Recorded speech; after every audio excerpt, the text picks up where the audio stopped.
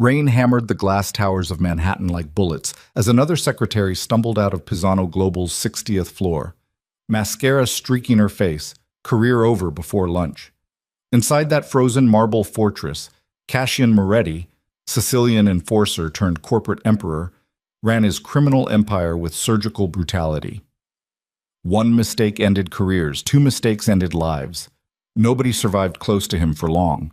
Then a clumsy barista named Elena Whitmore accidentally shattered a priceless Renaissance inkwell within 5 minutes of walking through his door, spilled coffee across ancient marble, and muttered sarcastic commentary under her breath while the entire security team held its breath waiting for blood. Cassian laughed. The office went silent. Because the most dangerous man in New York just became obsessed with the only woman chaotic enough not to fear him, and neither of them would survive what came next. Like this video, comment what city you're watching from so I can see how far this story travels, and follow me to the end. The rain came down like the city wanted to drown itself. Elena Whitmore stood outside the glass monolith of Pisano Global, with a to-go cup shaking in her hand and her stomach trying to crawl out through her throat. 60 floors of steel and silence stretched above her, each window reflecting storm clouds that looked like bruises across the sky. She'd walked past this building 1,000 times, serving overpriced lattes to hedge fund sociopaths, never imagining she'd actually be stupid enough to walk inside. But her landlord didn't take art history degrees as rent payment. Neither did the hospital holding her mother's medical bills hostage. So here she was, 26 years old, wearing a thrift store blazer that didn't quite fit, holding a coffee she couldn't afford, about to interview for a job she definitely wouldn't get. The lobby swallowed her whole. Marble floors stretched in every direction like frozen lakes. Everything gleamed, chrome fixtures, polished stone, security guards in suits that cost more than her entire wardrobe.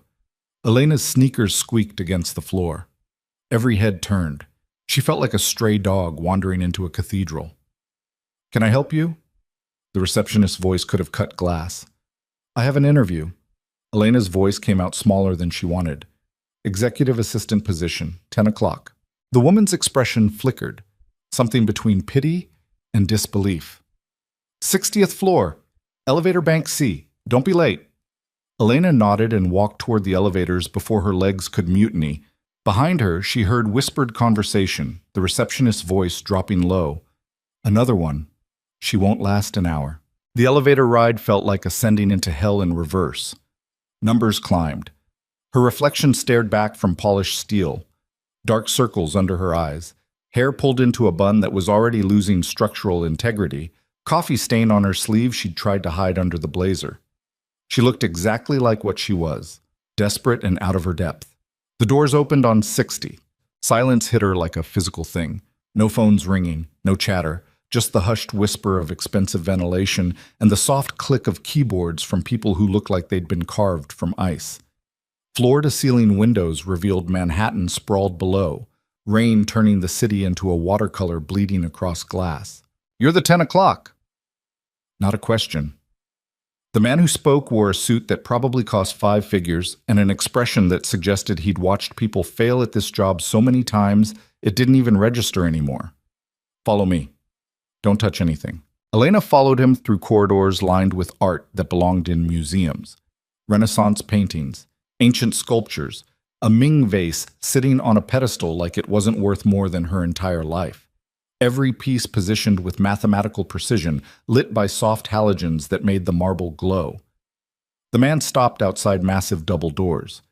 "He's in a conference call. You'll wait here. When he's ready, I'll take you in. Keep your hands to yourself and speak only when spoken to." Then he was gone. Elena stood there clutching her coffee, trying to remember how to breathe. Through the doors she could hear a voice, low, controlled, speaking rapid Italian that sounded like gravel wrapped in silk. She couldn't understand the words, but she understood the tone. That was the voice of a man who'd never been told no in his life and wouldn't recognize the concept if it bit him. The door opened without warning. The man, the one she'd heard in other interviews called Ice in a Suit, gestured her forward. "Now." Elena walked into Cassian Moretti's office and immediately understood why grown men were afraid of him. The space was enormous. 40 feet of marble and glass, furnished with pieces that looked like they'd been stolen from palaces. Rain hammered against floor-to-ceiling windows behind a desk the size of a small car. And sitting behind that desk, perfectly still, was the kind of man who made you understand exactly how small and fragile you were just by existing in the same room. Cassian Moretti was maybe 35, built like violence wrapped in a three-piece suit that probably cost more than a decent car. Dark hair swept back from a face that looked like it had been carved by someone who understood cruelty. Sharp jaw, straight nose, eyes the color of frozen seawater. He radiated control like other people radiated body heat, every movement precise, every breath calculated. He was looking at her the way scientists look at bacteria under microscopes. Sit. One word, not a suggestion. Elena sat in the leather chair facing his desk and tried not to shake. She set her coffee cup on the armrest, fingers still wrapped around it like a security blanket. Cassian's eyes tracked the movement, registered the coffee, said nothing. Elena Whitmore. He spoke her name like he was reading a medical report. No inflection. Art history degree from NYU. 3 years working in coffee shops. Previous employment includes gallery internships that paid nothing and led nowhere. Currently $26,000 in medical debt due to your mother's cancer treatment. Rent 3 months overdue. He glanced up. You walked here in the rain because you can't afford subway fare. Elena's throat closed. Every personal detail of her life laid out like he was gutting a fish. No warmth, no judgment, just facts presented with surgical precision.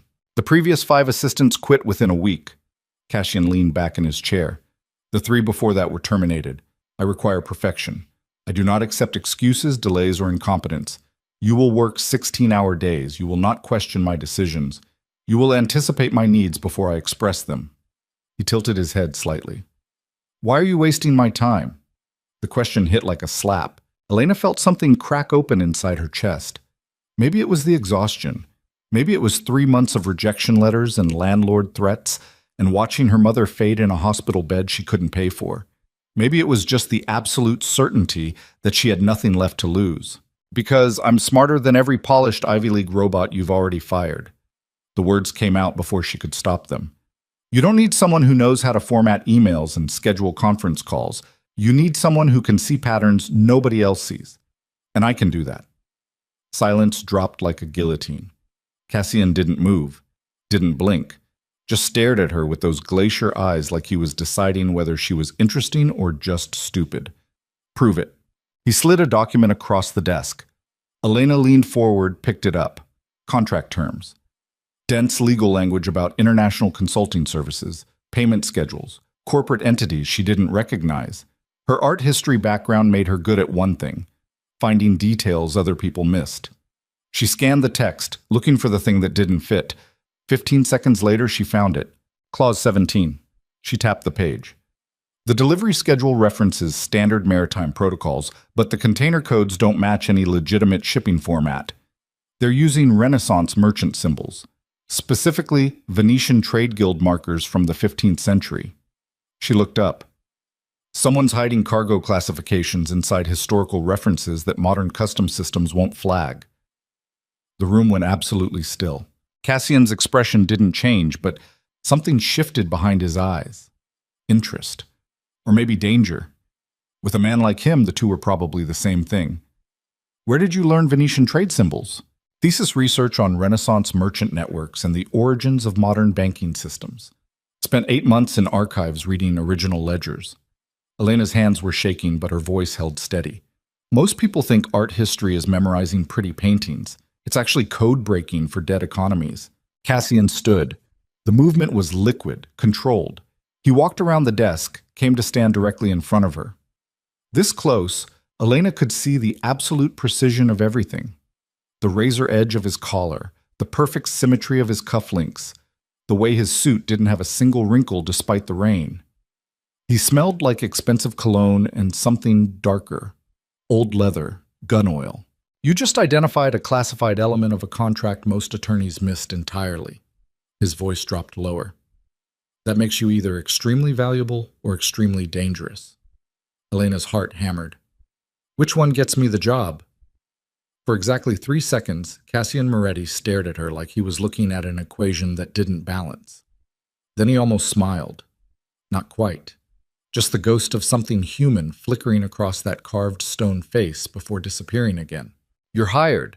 Starting salary $75,000. Medical benefits begin immediately. Enough to cover your mother's treatment. You'll work directly under my supervision. No intermediaries. He turned back toward his desk. There's an NDA and confidentiality agreement that requires signing. Read it carefully. Once you sign, you belong to this organization. Completely. Elena stood on shaking legs. $75,000. Medical coverage. The answer to 3 months of nightmares delivered in one emotionless sentence. I'll sign. I know you will. Cassian picked up a pen, actual fountain pen, probably worth more than her rent, and held it out. People always do. Elena took the pen. Her fingers brushed his for half a second. His hand was warm. Somehow that felt more disturbing than if he'd been cold as marble. She signed her name at the bottom of the contract without reading the fine print. Survival instinct had died somewhere around week 8 of unemployment. You start now. Cassian pressed a button on his desk. The man in the expensive suit appeared in the doorway like he'd been waiting. Marco will give you office access, security clearance, and your workstation. You have 30 minutes to familiarize yourself with my schedule. I have a meeting at 11. You'll attend and take notes. Yes, sir. Elena turned to follow Marco out, made it exactly 3 steps before her elbow caught the edge of a side table. The coffee cup she'd forgotten she was still holding flew out of her hand. Everything happened in slow motion. The cup arced through the air. Coffee exploded outward in a perfect brown spiral. And sitting on that side table, positioned on a bed of dark velvet like something sacred, was an antique inkwell made of blown glass and gold filigree. Renaissance era. Probably Florentine. Absolutely priceless. The coffee cup hit it dead center. Glass shattered. Gold cracked. Pieces flew across the marble floor like shrapnel. Brown liquid spread across white stone, carrying fragments of broken art with it. The entire room froze. Marco went white. Security guards appeared in the doorway, hands moving toward weapons under their jackets. Elena stood there, coffee dripping from her fingers, staring at 1,000 pieces of irreplaceable history scattered across the floor. Her brain short-circuited. Oh, shit. She dropped to her knees and started trying to pick up glass with her bare hands. Panic made her movements jerky. I'm sorry. I'm so sorry. I can fix this. I can find someone who does restoration. There are specialists in Brooklyn who work with Renaissance glass. I know someone who... Stop talking. Cassian's voice cut through her rambling like a knife. Elena froze. Glass pieces still in her hands, coffee soaking into her sleeve, certain she was about to die. Footsteps. Cassian walked toward her, stood looking down at the destruction. His face was absolutely unreadable. That inkwell belonged to my brother. His voice had no emotion in it at all. He died 6 years ago. It was the only thing of his I kept. Elena's throat closed completely. She couldn't breathe, couldn't think, just knelt there in broken glass and coffee, waiting for whatever came next. Then Cassian did something that made the entire security team go rigid with shock. He laughed. Not a big laugh, just a short, sharp sound like something breaking loose inside his chest. He looked at her. Really looked at her. Kneeling in wreckage and panic with glass in her hands and coffee in her hair, and something cracked in that frozen face. 5 minutes. He shook his head slowly. You lasted 5 minutes before destroying something irreplaceable. I can pay for it. Elena knew it was stupid even as she said it. I'll work for free. You'll stand up and stop touching broken glass before you bleed on my floor. Cassian's voice went back to that controlled monotone.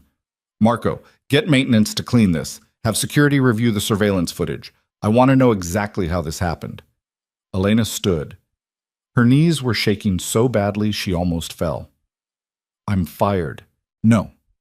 Cassian walked back to his desk like nothing had happened. You're exactly what I expected. Chaotic. Brilliant. Completely incapable of following simple instructions like, don't touch anything. He sat down, picked up a different pen. Now go familiarize yourself with my schedule. You have 28 minutes. Elena stared at him. You're not firing me. I just spent 5 minutes watching you try to rebuild a priceless artifact with your bare hands while apologizing to broken glass. Most people would have run. He glanced up. You stayed. That interests me. Marco appeared at her elbow, gently steering her toward the door. Elena let herself be guided out, brain still trying to process what just happened. Behind her, she heard Cassian's voice, quiet. And Elena. She turned. He was watching her with those ice water eyes. Don't make me regret this. Heck. Her workstation turned out to be a glass desk in a small office directly outside Cassian's door. Close enough that she could hear him on phone calls. Close enough that he could appear in her doorway without warning. The computer had 17 monitors. The phone system looked like it required an engineering degree. Post-it notes covered every surface. Reminders from the previous assistant about Cassian's schedule, his preferences, his absolute rules about coffee temperature and meeting start times and which calls to interrupt him for and which ones meant death. Elena sat down and stared at the chaos. You'll want to quit by tomorrow. The voice came from behind her. She turned to find a woman in her 40s, perfectly composed, holding a tablet like a shield. I'm Grace.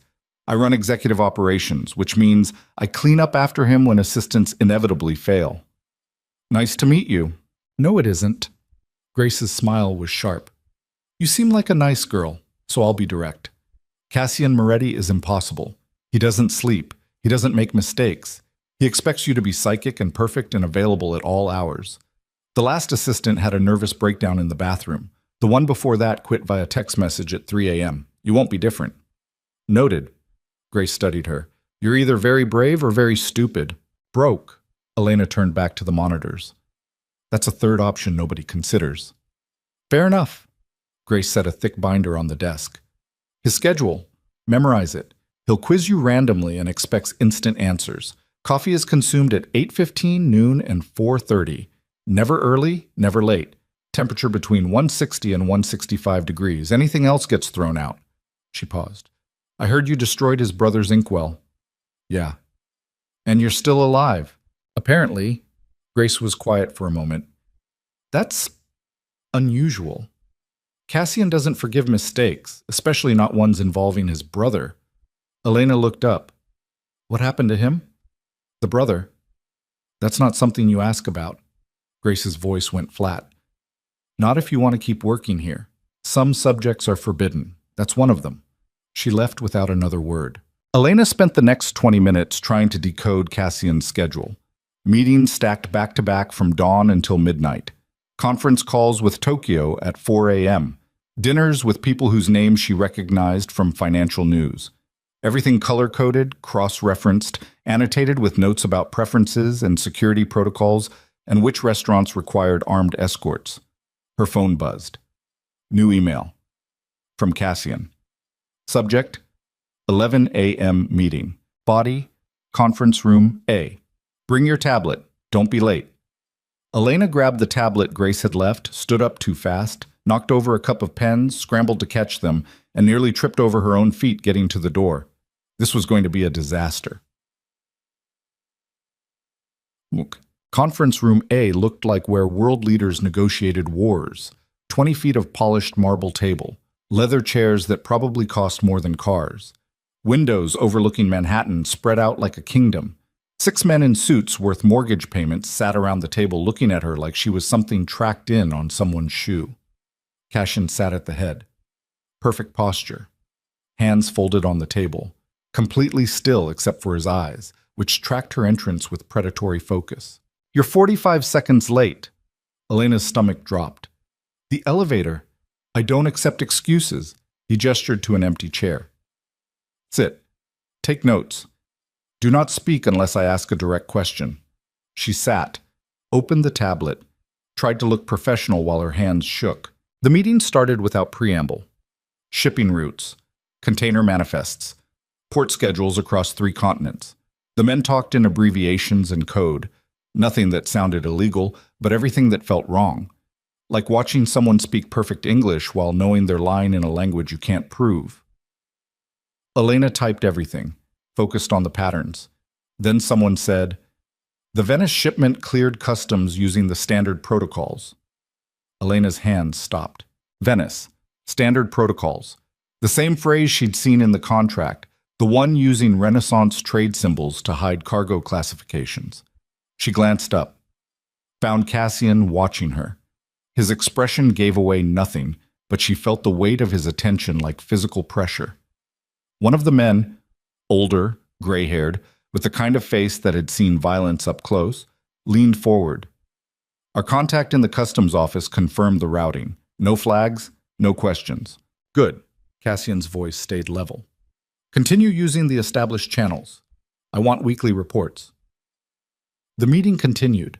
Elena kept typing, but something was crawling up her spine. The careful language, the deliberate vagueness, the way everyone in this room looked like they'd buried bodies and slept fine afterward. This wasn't a consulting firm. This was something else entirely. An hour later, the meeting ended. The men filed out. Elena stayed seated, staring at her notes, trying to make sense of what she'd just witnessed. Close the door. She looked up. Everyone was gone. Just Cassian, still sitting at the head of the table, watching her with those frozen eyes. Elena stood, closed the door, turned back. You recognize the reference. Not a question. The Venice protocols, same code structure from the contract. Cassian stood slowly, walked around the table toward her, each step deliberate. You understand what that means. It means you're not running a consulting firm. Elena's voice came out steadier than she felt. You're moving something through international shipping channels using historical symbols to bypass modern customs systems. He stopped 3 feet away, close enough that she could see the exact shade of his eyes, pale gray with darker rings around the iris, close enough to run if she needed to. And now that you know that, Cassian said quietly, what do you plan to do? The question hung in the air like a blade.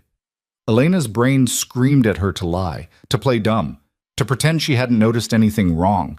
But she'd spent 6 years studying Renaissance merchant networks.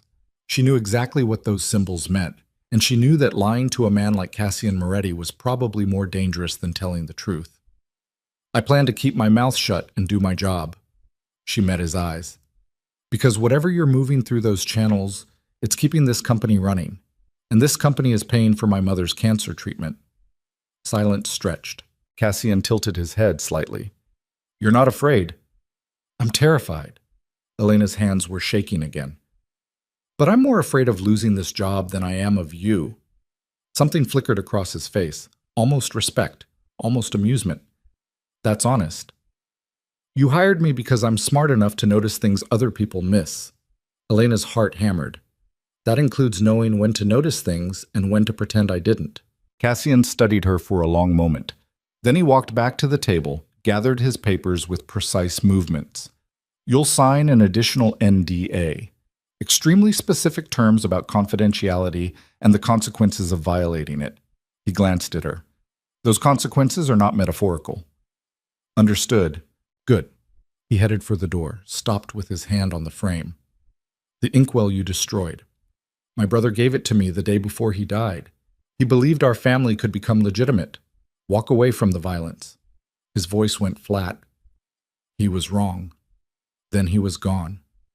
Elena stood alone in the conference room, surrounded by luxury and rain and the growing certainty that she'd just signed her life over to something far more dangerous than a demanding boss. Outside the windows, Manhattan sprawled in the storm. Somewhere down there, normal people were living normal lives, going to normal jobs, facing normal problems. Elena wasn't one of them anymore. The next 3 weeks became a study in controlled chaos. Elena learned Cassian's rhythms the way musicians learn Bach, complex, precise, no room for improvisation. Coffee at 8:15, 163 degrees, in the specific mug kept in the cabinet behind his desk. Meetings started exactly on time, never a second early or late. Phone calls screened according to an elaborate hierarchy only she could decode. Schedules adjusted in real time based on information she had to anticipate before he asked. She was exhausted, constantly behind, always scrambling, and somehow, against all logic, she was good at it. The pattern recognition that made her good at art history translated perfectly to corporate espionage masquerading as executive assistants.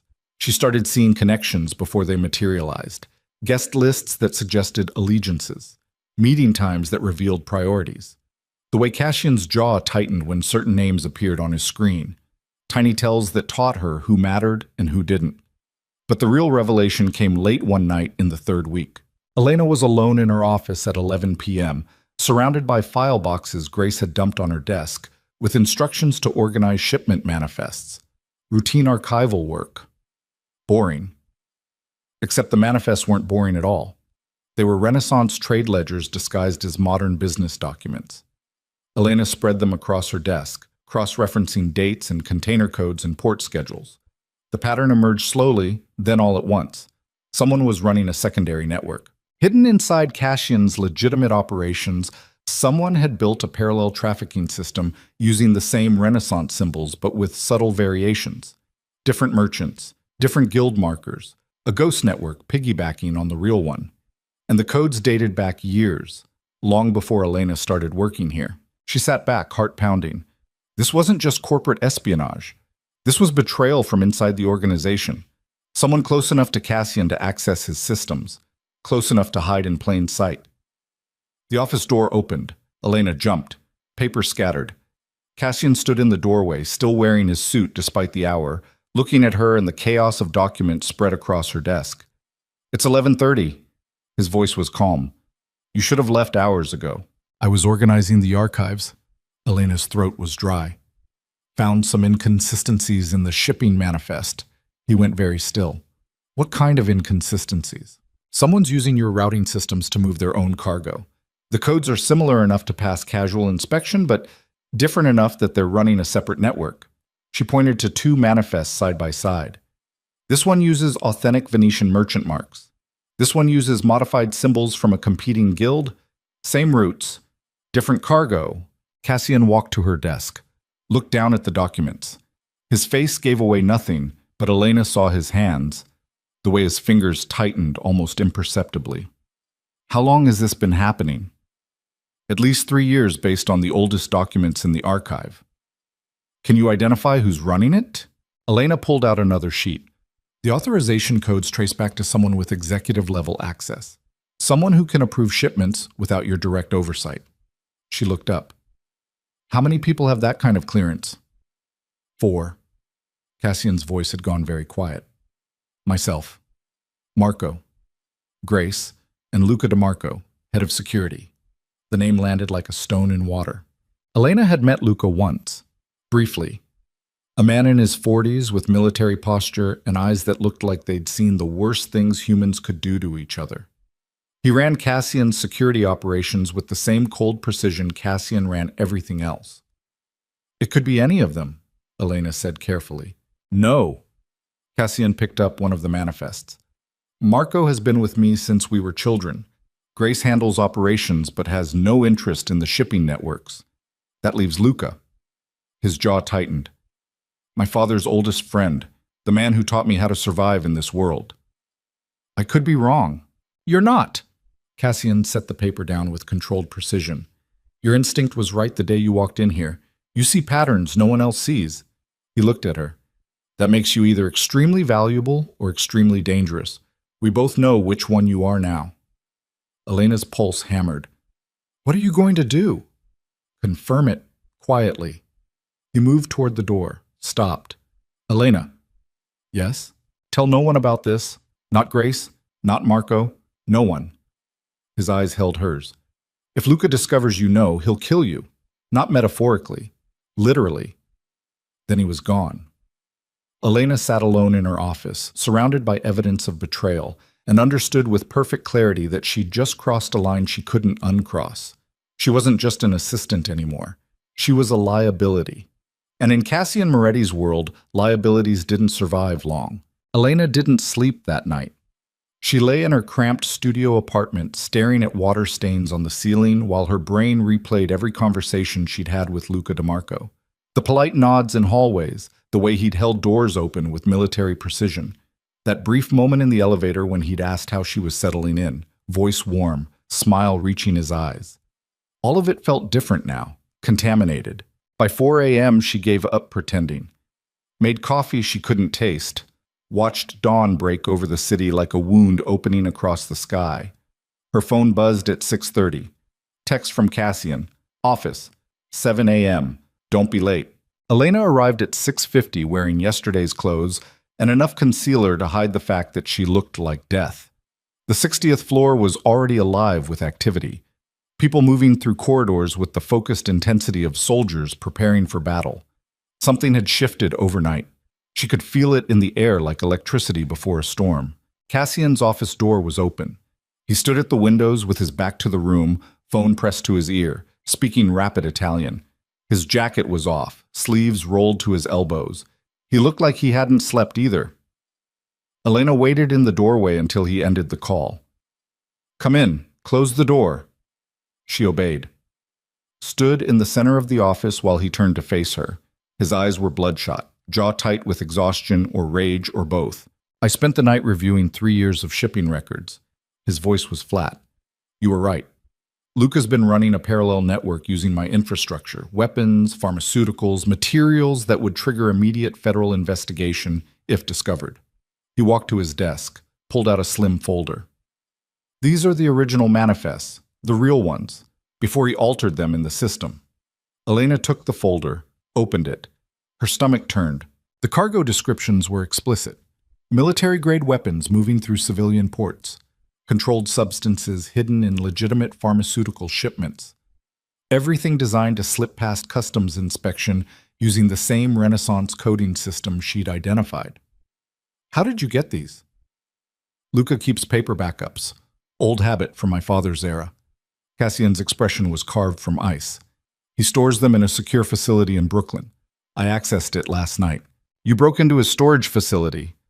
I own the building. Something dangerous flickered across his face. He just didn't know it. Elena set the folder down carefully. What are you going to do? That depends on what you do next. Cassian leaned against his desk. I need someone I can trust to track his movements without triggering suspicion. Someone invisible. Someone he won't see as a threat.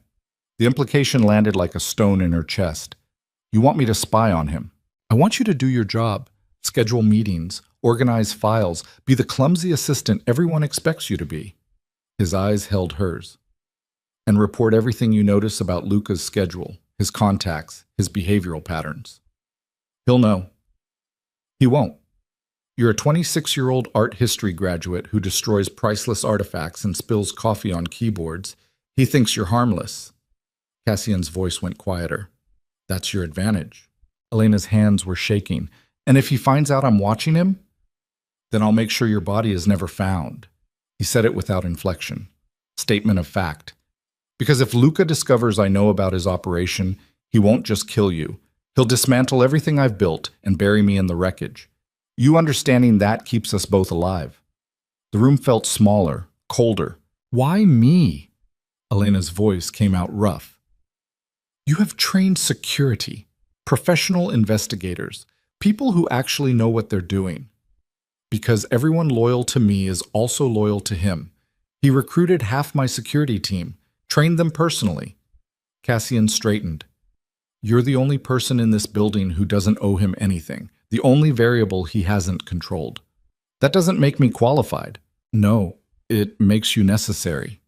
He walked toward her, stopped close enough that she had to tilt her head to meet his eyes. I'm not asking you to be James Bond. I'm asking you to notice things. You're already good at that. The rest is just survival. Elena's pulse hammered. Every instinct screamed at her to run, quit, disappear before this turned into the kind of violence she'd spent her whole life avoiding. But $75,000. Medical benefits. Her mother's treatment continuing without interruption. What do I get if I do this? Cassian's expression shifted. Almost approval. $100,000 bonus when this is over. And the certainty that you're on the winning side when things get ugly. When, not if. There is no if. His voice was absolutely certain. Luca's been planning something for years, building resources, establishing networks. Men like him don't run parallel operations for fun. They do it because they're preparing to take over. He paused. I need to know when he's ready to move. You're going to tell me. Elena looked at the folder on the desk. at the evidence of betrayal stretching back years, at the man standing in front of her offering her money and protection in exchange for becoming the kind of person she'd never imagined being. "Okay."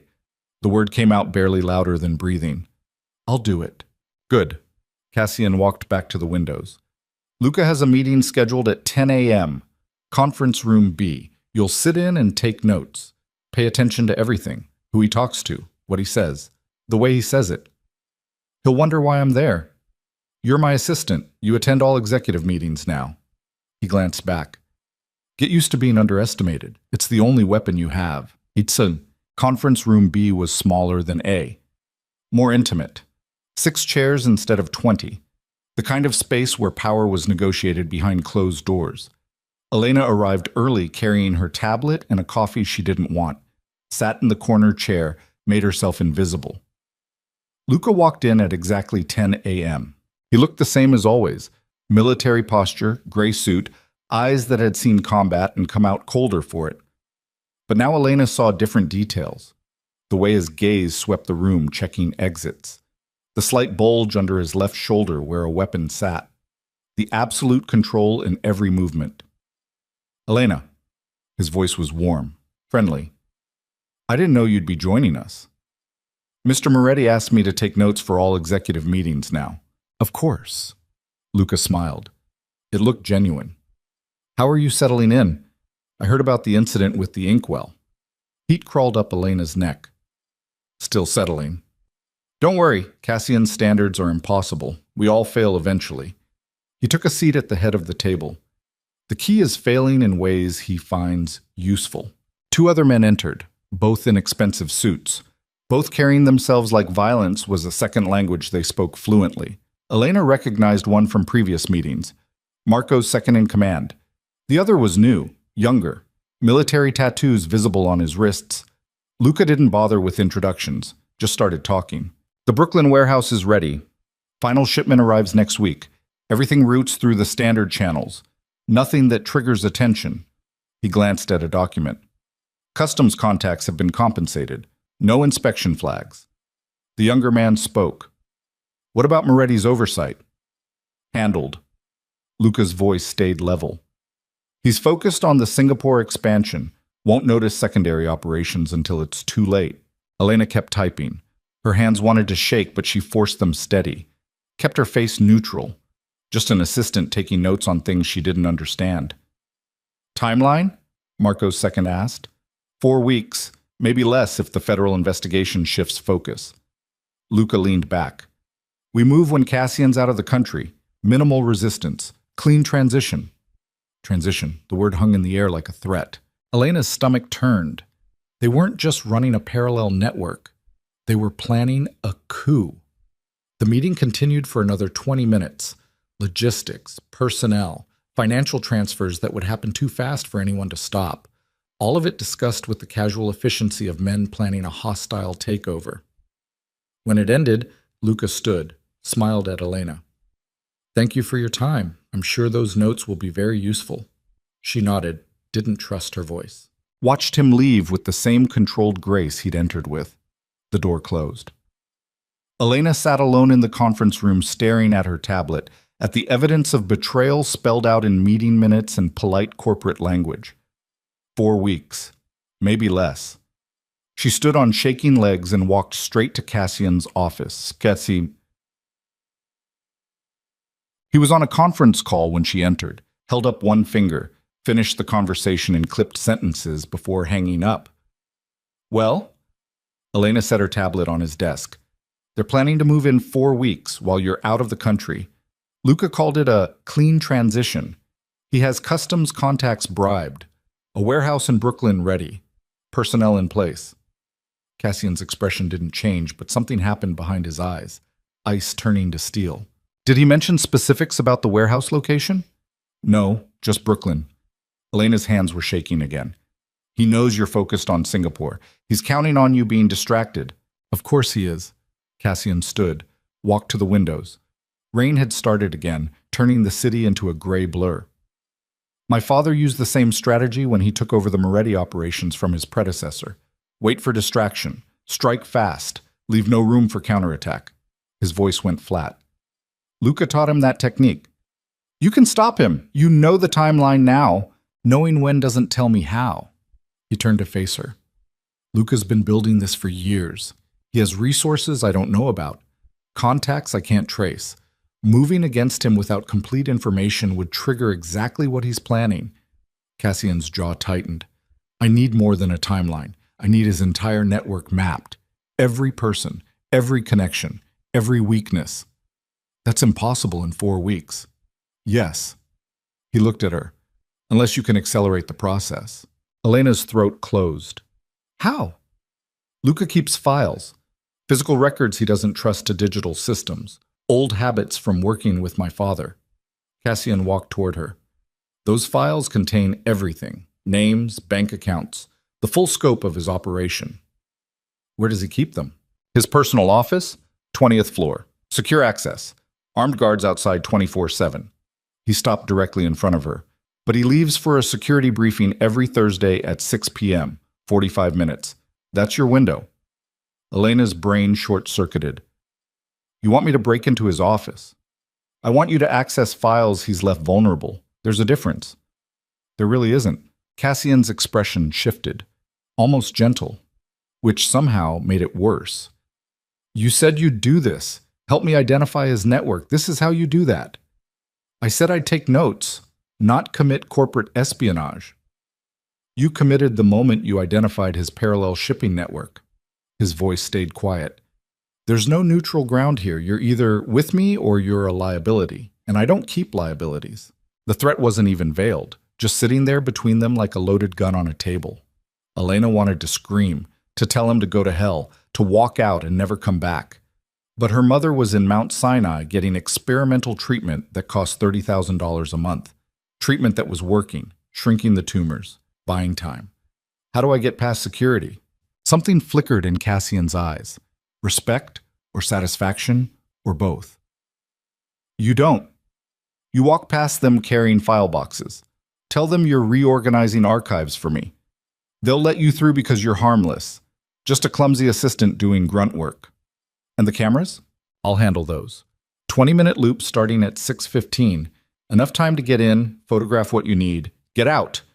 He pulled a slim device from his desk drawer. This is a document scanner. Point and shoot. Stores everything encrypted. Bring it back to me when you're done. Elena took the scanner. It felt heavier than it should, like holding evidence of a crime she hadn't committed yet. What if he comes back early? Then you die. Cassian said it without emotion. So don't let him come back early. Thursday arrived faster than Elena wanted. She spent 3 days memorizing Luca's schedule down to the minute, practiced carrying file boxes until her arms stopped shaking, rehearsed her cover story until it sounded natural instead of terrified.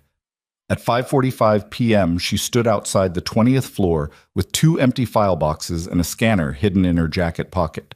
The guards outside Luca's office were exactly what Cassian promised. Military contractors who looked like they ate bullets for breakfast. Both armed. Both watching her with the detached interest of men who'd seen people try stupid things before. Elena walked up carrying the boxes. Smiled. Hi, Mr. Moretti asked me to reorganize some archive files. Apparently Mr. DeMarco has originals that need scanning? The taller guard frowned. Nobody told us about this. Nobody tells me anything either. Elena shifted the boxes. I just do what I'm told. You want to call up to 60 and confirm? I can wait.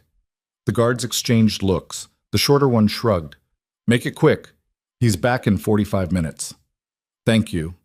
The door unlocked with a soft click. Elena stepped into Luca DeMarco's private office and immediately understood why he'd never trusted digital systems. The space looked like a war room. Maps covered one wall. Shipping routes marked in red, port cities circled, military installations highlighted. Filing cabinets lined another wall. Everything labeled in handwritten Italian. A desk held 3 monitors, all dark. And sitting on a side table, locked inside a glass case, was a handgun that looked older than she was. Her pulse hammered so loud she could hear it. 6:15. Camera loop activated. Elena pulled out the scanner, started with the filing cabinets. Personnel files. Bank records. Communications logs dating back 6 years. Everything cross-referenced with the kind of meticulous attention that came from decades of intelligence work. She photographed pages as fast as the scanner would process them, hands shaking, sweat running down her spine. Drawer after drawer, hundreds of documents, names she recognized from meetings, accounts in countries that didn't ask questions, timelines that showed Luca building his network piece by piece while Cassian's father was still alive. This wasn't just a coup. This was a hostile takeover that had been in motion for years. Elena was halfway through the third cabinet when she found the folder marked Moretti, confidential. Inside were photographs. Cassian as a child, maybe 8 years old, standing next to a teenage boy who looked like an older version of him. Same jaw, same eyes, both smiling at something off camera. The brother, the one who died 6 years ago. Elena flipped through more photos. The brothers growing up, training together, the older one always slightly in front, like he was leading the way. Then newspaper clippings, articles about a car accident in the Catskills. Vehicle went off a mountain road. Driver killed instantly, except the articles were marked up. Notes in Luca's handwriting, brake line severed, steering column compromised, witnesses paid off. The accident wasn't an accident. Elena's hand stopped working. Luca had killed Cassian's brother, made it look like a crash, covered it up so perfectly that nobody questioned it. And Cassian had spent 6 years believing it was just bad luck and dangerous roads. She photographed everything. The notes, the evidence, the proof of murder hidden in plain sight. Her watch read 6:42, 3 minutes over schedule. Elena shoved the folder back, closed the cabinet, grabbed the scanner and the empty boxes and headed for the door. Voices in the hallway. She froze. Told you it would be handled. The timeline hasn't changed. Luca's voice, coming closer. He was early. Elena's brain went into overdrive. The guards would tell him someone was in his office. He'd know immediately. There was no exit except through the door he was about to walk through. She looked around desperately. The monitors. The desk. She dropped to the floor, crawled under the desk, pulled the chair in tight, and made herself as small as possible in the space where his legs would go. The door opened. Footsteps. Luca walked in talking on his phone. No, move the shipment up. I want everything in place by next week. He sat down. The chair rolled forward. His legs were inches from Elena's face. She could see his shoes, custom leather, probably Italian. Could smell his cologne mixed with gun oil and something else. Copper, like old blood. Elena held her breath. Didn't move. Didn't breathe, just stayed frozen in the dark space under the desk while Luca DeMarco, the man who'd murdered Cassian's brother, who was planning a coup, who would kill her without hesitation if he knew she was there, sat 2 feet away finishing his phone call. Good. Confirm with the Brooklyn team. I want verification by morning. He ended the call, started typing. Elena's lungs screamed. Black spots danced across her vision. She couldn't breathe, couldn't move. If she gasped for air, he'd hear it. If she shifted position, he'd feel it. More typing, a drawer opening, papers rustling. Then Luca's phone rang again. DeMarco. He answered immediately. What? When? His voice changed, went hard. I'll be there in 10 minutes. Lock it down. Nobody touches anything until I arrive. He stood, chair rolled back. Elena saw his legs move toward the door, heard it open, close. Silence. She waited 30 seconds, crawled out from under the desk on shaking limbs, stood on legs that barely held her weight. The scanner was still in her jacket, the boxes still where she'd dropped them. She grabbed everything and walked out on pure adrenaline. The guards looked up. All done? Yep. Her voice sounded almost normal. Thanks. She made it to the elevator, pressed the button for 60, watched the numbers climb while her entire body shook. The doors opened. Cassian stood waiting. Took one look at her face and knew. Conference room, now. But she followed him into the private conference room attached to his office. The door closed, locked. What happened? His voice was controlled, but his eyes were intense. Elena pulled out the scanner, set it on the table. I got everything.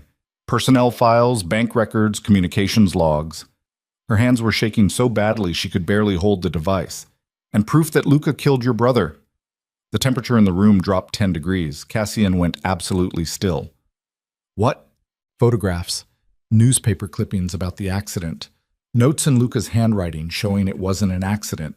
Elena's voice cracked. He sabotaged the car, paid off witnesses, made it look like a crash. Cassian took the scanner. His hands were steady, but something was happening behind his eyes. Something cold and lethal rising to the surface. Show me. Elena pulled up the photos on her phone, held it out. Cassian looked at the screen. At the evidence of his brother's murder. At 6 years of lies condensed into handwritten notes and careful documentation. His expression didn't change, but his breathing did. Shallow, controlled, like he was physically holding himself together. He killed Marco. Cassian's voice was barely audible. My brother. The only person who ever believed we could be something other than criminals. He set the phone down with mechanical precision, and I've spent 6 years trusting the man who murdered him. Cassian, leave. The word came out flat, dead. I'm not leaving you alone right now. Elena. He looked at her. His eyes were empty, hollowed out. Leave. Before I do something I can't take back. She stood her ground. You asked me to help you. I'm helping. You've helped enough. His voice was rising, not loud, but intense. You've given me everything I need to burn his entire operation to the ground. Now get out before you get caught in the fire. No. The refusal hung between them. Cassian stared at her like he was seeing her for the first time. Really seeing her. Not as an assistant, not as a useful tool. As a person making an impossible choice to stay when every survival instinct screamed to run. Why? His voice cracked. Why would you stay? Because you're not going to burn anything to the ground. Elena's hands were still shaking, but her voice held steady. You're going to take 24 hours. Process this. Make a plan that doesn't end with you in prison or dead. She moved closer. Your brother wanted you to be better than the violence. Remember? You told me that. My brother's dead because I wasn't violent enough. Cassian's control was fracturing. She could see it in the way his hands clenched, the tension in his jaw. I should have seen it. Should have known Luca was lying. Should have... You were grieving. He manipulated that. Elena cut him off. Taking Luca down when you're emotional makes you sloppy. You're not sloppy. You're precise. So be precise. Cassian looked at her for a long moment. Rain hammered the windows. The city sprawled below like a wound. Then something shifted in his expression. The ice cracked, just a fraction. I don't know how to not be angry. Then be angry, but be smart about it. Elena held his gaze. Use what I found, map his network. Identify every person loyal to him, then dismantle it piece by piece until there's nothing left. That takes time. He moves in 4 weeks. Then we move faster. She pulled up the scanner files on the conference room monitor. These documents show everything, bank accounts, communication channels, personnel assignments. We have his entire operation mapped out. We just have to use it. Cassian stared at the screen, at years of betrayal laid out in spreadsheets and handwritten notes. His breathing slowly steadied. The rage didn't disappear.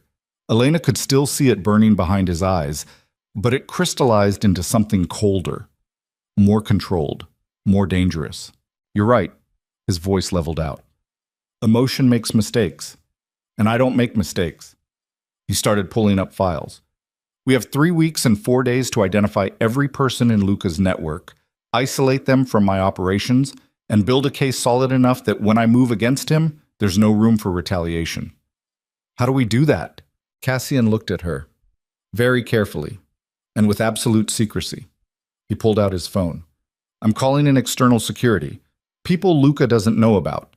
They'll conduct surveillance while you continue gathering intelligence from inside. Luca almost caught me tonight. I know.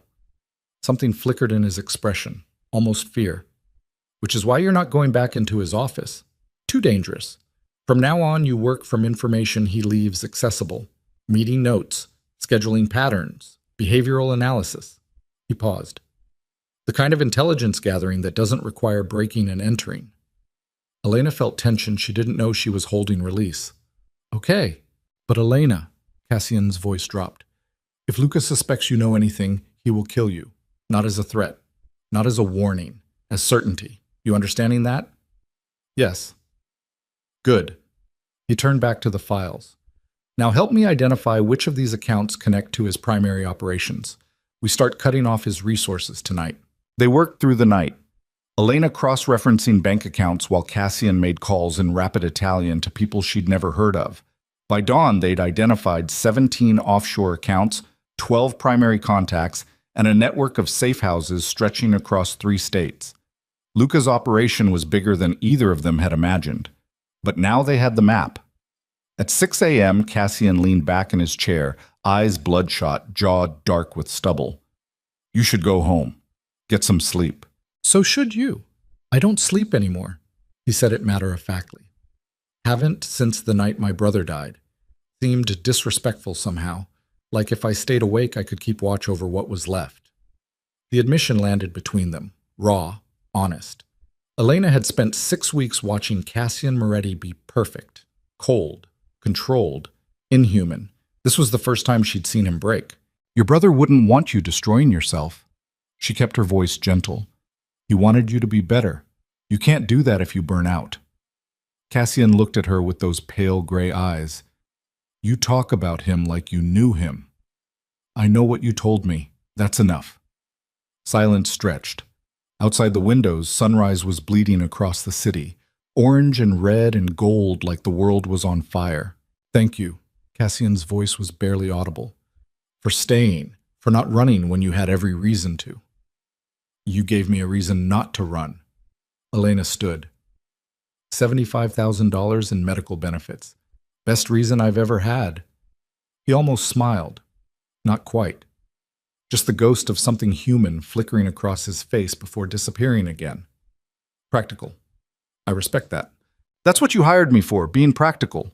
She headed for the door, stopped with her hand on the frame. "Get some sleep, Cassian. Even just an hour. You're no good to anyone if you collapse." Then she left before he could argue.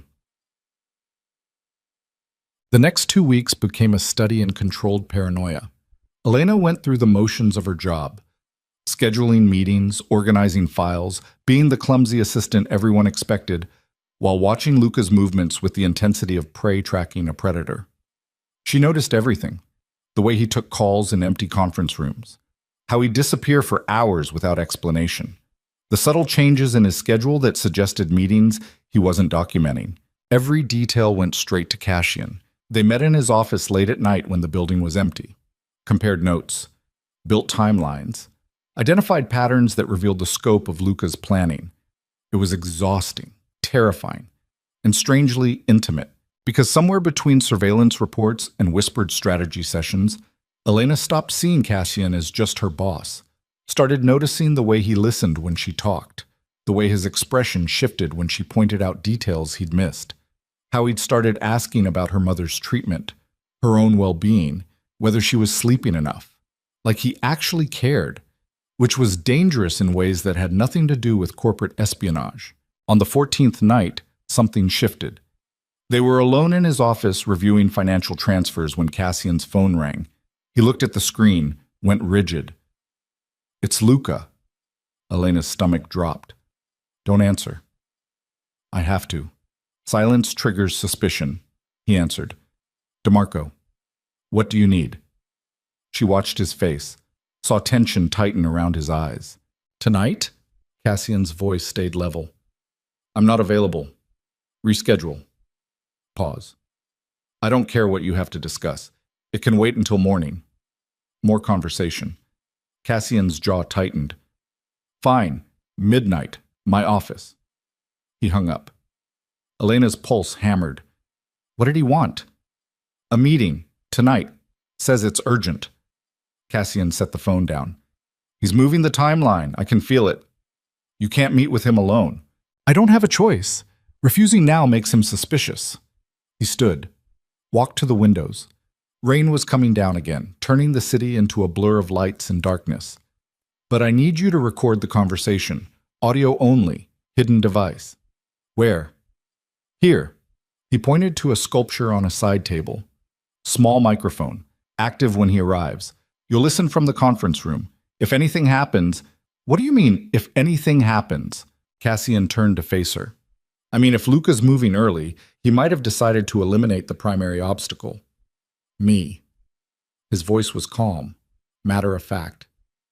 Which means this meeting could be an execution. Elena's throat closed. Then don't take it. If I don't, he knows I'm onto him. Then he moves immediately and I lose any advantage we've built. Cassian walked toward her. This is the only way. No, there are other ways. We call the police, federal investigators, someone who can... Who can what? Investigate allegations with no proof that would hold up in court? Cassian's voice hardened. Everything we've gathered would be thrown out as illegally obtained evidence. Luca walks, and everyone who's helped us dies. He was right. Elena knew he was right, but every instinct screamed that walking into a meeting with a man who'd committed murder was suicide. Promise me you'll be careful. I promise nothing. Cassian's expression softened, just barely. But I'll do my best not to get killed. That practical enough for you? Despite everything, Elena almost laughed. Yeah, practical. Even shake it. Midnight arrived too fast. Elena hid in the conference room with headphones on, listening to the microphone feed from Cassian's office. Her hands shook, heart hammered. Every second felt like waiting for a gunshot. The office door opened. Moretti? Luca's voice came through clear, calm. DeMarco, you said this was urgent. Footsteps. The sound of someone sitting. I wanted to discuss the Singapore expansion. I think you're making a mistake. Really? Cassian's tone gave away nothing. Why? Because you're spreading resources too thin, leaving operations here vulnerable. Luca paused. I'm concerned about security gaps. I trust my security is handled. You've assured me of that repeatedly. Of course, but recent developments suggest we may have internal issues, information leaks, unauthorized access to sensitive files. Elena's blood went cold. He knew. Somehow Luca knew someone had been in his office. Interesting. Cassian's voice stayed level. What kind of unauthorized access? Someone bypassed security protocols on the 20th floor 2 weeks ago. Cameras showed a brief loop. Very professional. Luca's tone shifted, became harder. The kind of thing that requires inside knowledge. You're suggesting someone on my team is working against us.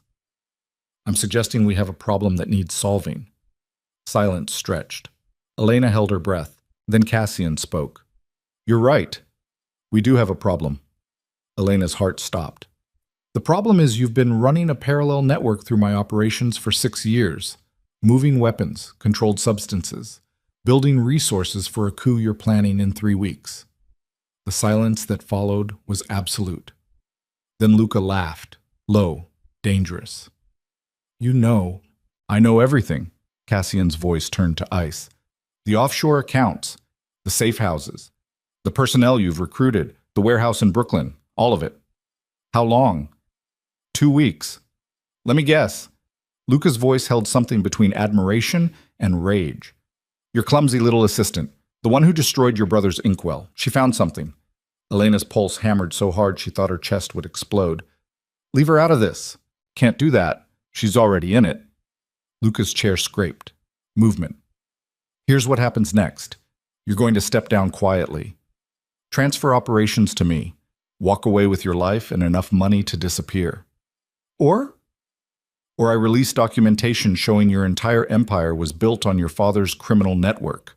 Federal prosecutors get everything. You spend the rest of your life in prison. Pause. And your assistant dies screaming. The threat hung in the air like poison. You killed my brother. Cassian's voice was absolutely flat. Sabotaged his car. Made it look like an accident. I have proof. Of course you do. And it won't matter. Luca's voice hardened. Marco wanted to make the family legitimate, weak. Your father understood that weakness gets you killed, so I handled it. He was my brother. He was a liability. No emotion, just fact. Just like you're becoming now. Elena heard movement, fast, sudden, Cassian's voice, sharp. Don't. Then gunfire. 3 shots, deafening through the headphones. Elena's world stopped. She tore off the headphones and ran toward Cassian's office, heart hammering, certain she was about to find him dead on the marble floor. The door burst open under her hands. Cassian stood behind his desk, breathing hard, gun in his hand. Blood splattered across his white shirt. Luca lay on the floor 3 feet away, 2 bullets in his chest, 1 in his shoulder. Not moving. Blood spreading across marble like dark wings. Security poured into the room. Marco appeared from nowhere, took 1 look at the scene, started barking orders in Italian. Cassian lowered the gun. His hands were steady, but his eyes were wild. He looked at Elena standing in the doorway, and something cracked in his expression. "I told you to stay in the conference room." "I heard gunfire." "He drew first. I had no choice." Cassian's voice was mechanical, shock setting in. "Self-defense. Security footage will prove it." Marco was on the phone. More security arrived. Someone checked Luca's pulse, shook his head. Dead. Elena stood frozen while chaos erupted around her, watched Cassian set the gun down with precise movements, saw the blood on his hands, the way his breathing was too controlled, like he was forcing himself not to fall apart. Marco approached him. "Ambulance is coming. Police will want statements. I'll handle it." Cassian nodded, didn't speak. Elena moved toward him without thinking, stopped 3 feet away. "Are you hurt?" "No." He looked down at the blood on his shirt. "This is his. You need to sit down." "I need to." His voice fractured. He looked at Luca's body, at the man who'd killed his brother, who'd tried to kill him, who was now just meat and blood on expensive marble. "I need to not be here." "Okay." Elena's hands were shaking, but her voice held steady. "Then we leave. Marco can handle the police. You need to not be in this room right now." Cassian looked at her like she was speaking a foreign language. Then something in his expression shifted. Acceptance. Or maybe just exhaustion. "Okay." She guided him toward the private elevator. Marco didn't stop them, just nodded once as they passed. The elevator descended in silence. Cassian stood perfectly still, blood drying on his hands, expression empty. When the doors opened on the parking garage, Elena led him to his car, got him into the passenger seat even though he protested weakly, took the keys from his jacket pocket. "Where are we going?" His voice sounded distant. "Somewhere that isn't a crime scene." Elena started the engine. "Give me an address." Cassian rattled off coordinates in Brooklyn. She plugged them into the navigation and drove. 20 minutes later, they pulled up to a brownstone in Park Slope. Quiet street. Trees, nothing like the glass and steel of Pisano Global. "This is my brother's place." Cassian's voice was barely audible. "I kept it after he died. Couldn't sell it." They went inside. The apartment was frozen in time. Furniture from 6 years ago, books on shelves, photographs on walls showing 2 brothers who looked happy before violence destroyed everything. Cassian stood in the center of the living room and finally broke. His shoulders shook. Breath came in ragged gasps. He pressed his palms against his eyes like he could physically hold himself together and failed completely. Elena had never seen a man come apart like that. Watched him fold into himself. Watched grief and rage and 6 years of buried trauma erupt all at once. She moved toward him, put her arms around him even though she barely reached his shoulders, held on while he shook. "I killed him." Cassian's voice was wrecked. "I shot him, and he's dead, and I don't feel anything except relief." "That's okay." "It's not okay. I'm not supposed to—" His hands were in his hair, pulling. "Marco wanted better, wanted us to be legitimate, and I just killed someone in my office." "He tried to kill you first. That's not the same thing." "Isn't it?" Cassian pulled back, looked at her with red eyes. "How is that different from everything my father did? Everything Marco died trying to escape?" "Because Luca gave you no choice." Elena kept her voice steady. "Your father chose violence. You defended yourself. Those aren't the same." Cassian stared at her like he was searching for permission to believe that. "You should run. Get as far from me as possible. This isn't your world." "I'm already in it. I helped you build the case against Luca. I found the evidence. I'm part of this. You're a 26-year-old barista with an art history degree. You're not built for violence.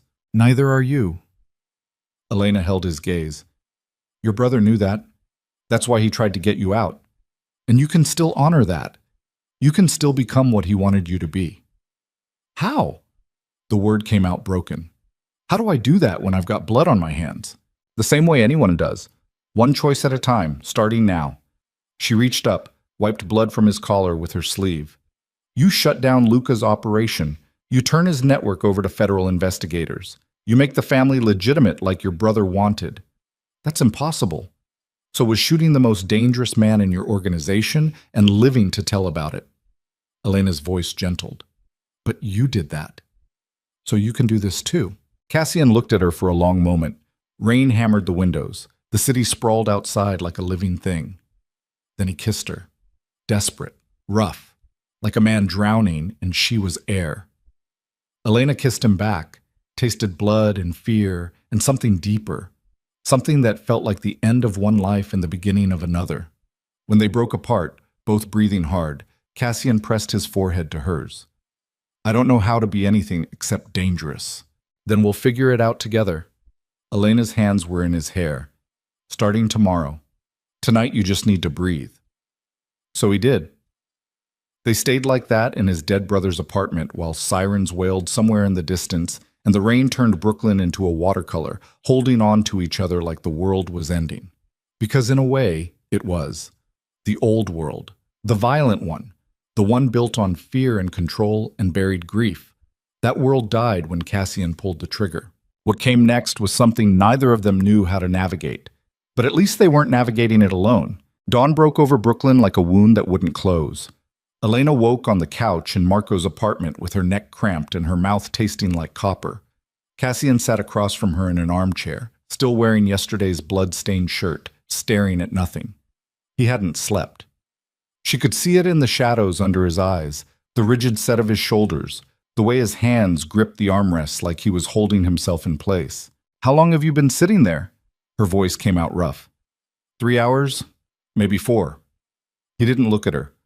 Police called at 5 a.m. They want a formal statement. Marco's handling the initial report, but they need me downtown by 9. Elena sat up. Every muscle in her body ached. What did Marco tell them? The truth. That Luca drew a weapon during a private meeting. That I defended myself. Security footage backs it up. Cassian's voice was flat, mechanical. Open and shut self-defense. I'll be cleared by afternoon. Then why do you look like you're about to fall apart? Because cleared doesn't mean clean. He finally looked at her. His eyes were bloodshot, haunted. Luca was head of security for 15 years. Respected. Connected. People will ask questions. Federal investigators will dig into why my head of security tried to kill me. And when they start digging, they'll find his network, Elena finished. The parallel operation, the weapons trafficking, everything.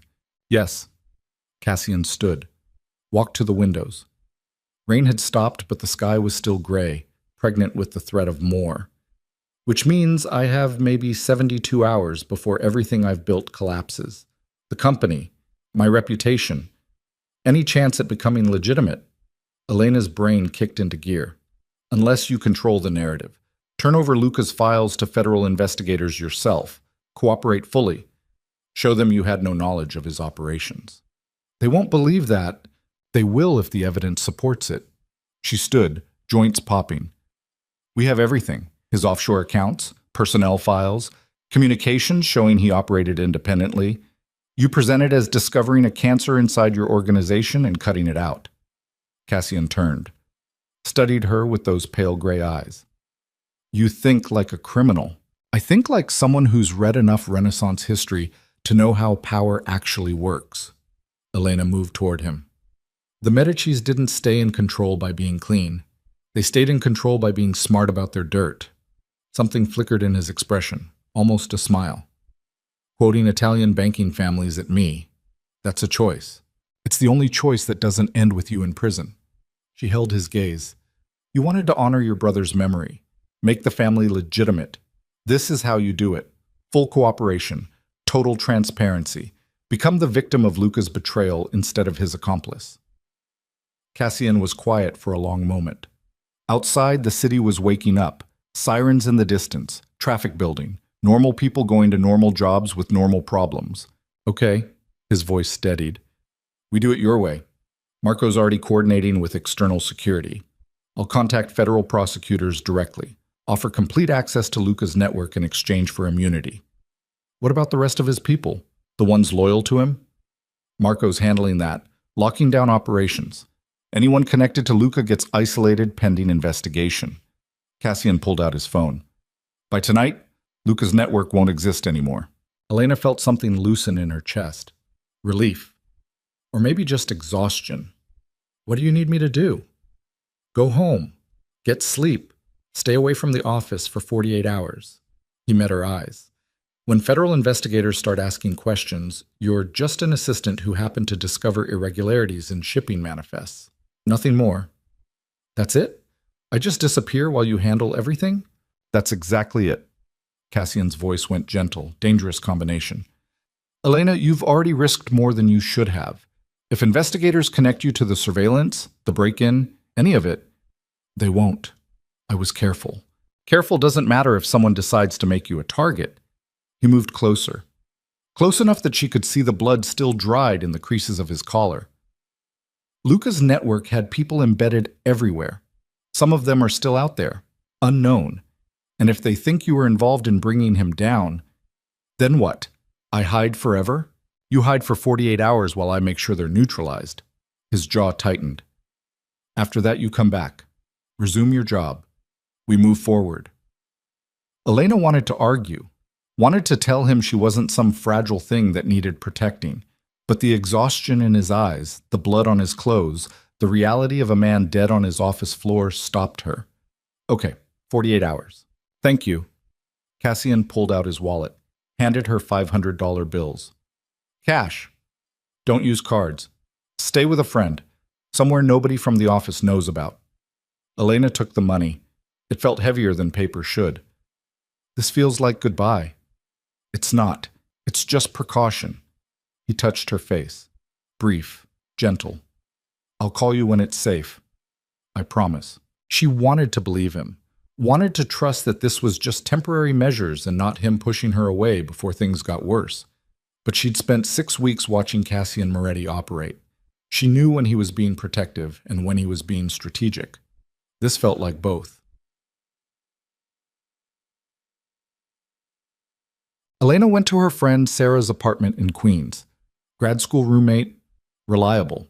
Asked no questions when Elena showed up at 8 a.m. looking like she'd been through a war. Rough week? Sarah handed her coffee and a blanket. You have no idea. Want to talk about it? Not even a little bit. Sarah nodded, turned on Netflix, left Elena alone with her thoughts and the growing certainty that something was about to go very wrong. The first call came at noon. Unknown number. Elena let it go to voicemail. The second came 20 minutes later, same number. This time she answered. Elena Whitmore? Male voice. Professional. Cold. Who is this? Special Agent Marcus Webb, FBI. I need you to come to our field office for questioning regarding the death of Luca DeMarco. Her stomach dropped. I don't know anything about that. Ma'am, we have security footage showing you entering Mr. DeMarco's private office 2 weeks ago. We need to discuss what you were doing there. The world tilted. They knew. Somehow they knew about the break-in. I was organizing archive files. Mr. Moretti asked me to. We can discuss this at the field office, or I can send agents to pick you up. Your choice. Elena's hands shook. I want a lawyer. That's your right. But cooperation now makes things easier later. Webb's tone shifted, almost sympathetic. We're not interested in prosecuting administrative staff, Ms. Whitmore. We just need to understand what you saw, what you found. I need to think about it. You have 2 hours. After that, we proceed without your cooperation. He gave her an address. Federal Plaza, 3rd floor. Ask for me at reception. The line went dead. Elena sat on Sarah's couch, staring at her phone, trying to breathe through rising panic. The FBI knew about the break-in, which meant someone had talked, or the camera loop hadn't been as clean as Cassian thought, or her phone rang again. This time it was Cassian. Don't go. His voice was sharp, urgent. The FBI just contacted you, I know. Don't go to their office. How did you... Because they contacted me too. And Grace and Marco. They're rounding up everyone connected to the investigation. He sounded like he was moving, fast.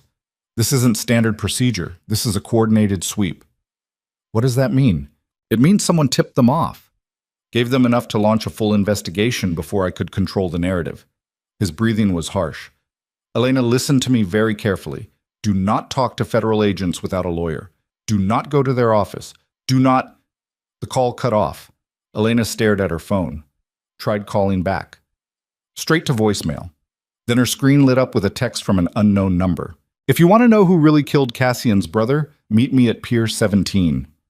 1 hour. Come alone. Elena's blood turned to ice. She should ignore it, should call Cassian back, should do literally anything except walk into an obvious trap. But the message said, who really killed? Past tense. Like Marco's death wasn't as simple as Luca sabotaging a car. Like there was more to the story. Elena grabbed her jacket and headed for the door. Diam gig. Pier 17 jutted into the East River like a broken finger. Old warehouses, rusted shipping containers. The kind of place where bodies turned up and nobody asked questions. Elena arrived 40 minutes later, heart hammering, every survival instinct screaming that this was stupidity beyond measure. A figure stood at the end of the pier, back to the water. Face hidden in shadow. As Elena got closer, the figure stepped into weak sunlight. Grace. Cassian's operations director stood there in a business suit and heels completely wrong for a derelict pier, holding a tablet like it was a weapon. You came. Grace's voice was cold. I wasn't sure you would. Your text said you know who killed Marco. Elena stopped 10 feet away. So talk. First, you need to understand something about Cassian Moretti. Grace's expression was unreadable. He's not the man you think he is. The grieving brother, the reluctant heir trying to go legitimate. That's a story he tells himself to sleep at night. What are you talking about? I'm talking about the fact that Marco Moretti didn't die in a car accident. Grace pulled up something on her tablet, turned it around. He was murdered, but not by Luca. The screen showed a document. Police report from 6 years ago. Vehicle inspection notes. Brake line severed. Steering column compromised. Everything Elena had seen in Luca's files. But at the bottom, in small type, was a notation she'd missed. Secondary inspection requested by C. Moretti. Evidence sealed pending family review. Elena's mouth went dry. What is this? This is Cassian requesting a second investigation into his brother's death, 2 days after the accident. Grace's voice was sharp. Why would he do that unless he already suspected it wasn't an accident? Because he wanted answers. No, because he already knew what happened. Grace pulled up another document. Bank transfer records. 3 days before Marco died, Cassian transferred $2 million to an offshore account. That account was later traced to a contract killer operating in the Catskills, the same area where Marco died. The pier tilted under Elena's feet. You're saying Cassian killed his own brother. I'm saying Cassian paid someone to kill his brother, then blamed Luca, kept evidence against Luca for years as insurance. Grace's eyes were ice. And when you stumbled onto those files, he saw an opportunity. Let you think you discovered the truth. Used you to take out the one person who knew what really happened. That's insane. Why would Cassian kill his own brother? Because Marco was going to expose the family business to federal prosecutors, turn state's evidence, destroy everything their father built. Grace moved closer. Cassian couldn't let that happen, so he eliminated the threat, made it look like an accident. And when Luca figured it out years later, Cassian had to eliminate him too. Elena's brain was short-circuiting. You're lying. Am I? Grace pulled up more files, communications logs between Cassian and the offshore account. Encrypted messages discussing the problem in the Catskills and permanent solutions. I've spent 6 years watching him, documenting everything, building a case, and now I'm giving it to federal investigators. Why tell me this? Because you're the only witness who can confirm Cassian knew about Luca's files before the shooting. Grace's voice went hard. You broke into Luca's office, found evidence, gave it to Cassian, and hours later Luca was dead. That's not self-defense, that's premeditated murder. Elena's hands were shaking. I don't believe you. Then ask yourself why the FBI contacted you so quickly, how they knew about your break-in. Grace smiled. Cold. I told them, gave them everything, security footage, your access logs, proof that Cassian used you as a weapon against Luca. The world was tilting, spinning. Elena grabbed a shipping container for support. You're working with the FBI. I'm working against a murderer who's been hiding behind his brother's memory for 6 years. Grace's voice cracked, just slightly. Marco Moretti was a good man. He wanted to save his family, and Cassian killed him for it. I won't let that go unpunished. Even if it means destroying me too. You chose to work for him, to help him, to fall for whatever story he sold you about grief and redemption. Grace's expression hardened. Now you live with the consequences. Either you cooperate with federal investigators and testify against Cassian, or you go down with him. Your choice. Elena's throat closed, every piece of the last 6 weeks rearranging itself into a different pattern. The way Cassian had hired her so quickly, how he'd pushed her toward investigating Luca, the convenient discovery of evidence proving Luca's guilt. It all felt different now, staged, like she'd been a puppet and never saw the strings. I need proof, real proof, not documents that could be fabricated. Then talk to Marco's widow. Grace pulled out a business card, handed it over. She's been waiting 6 years to tell someone the truth about what Cassian did. Maybe she can convince you. Elena took the card, stared at the address printed in neat type. Brooklyn. Not far from Marco's apartment. The apartment Cassian had taken her to last night.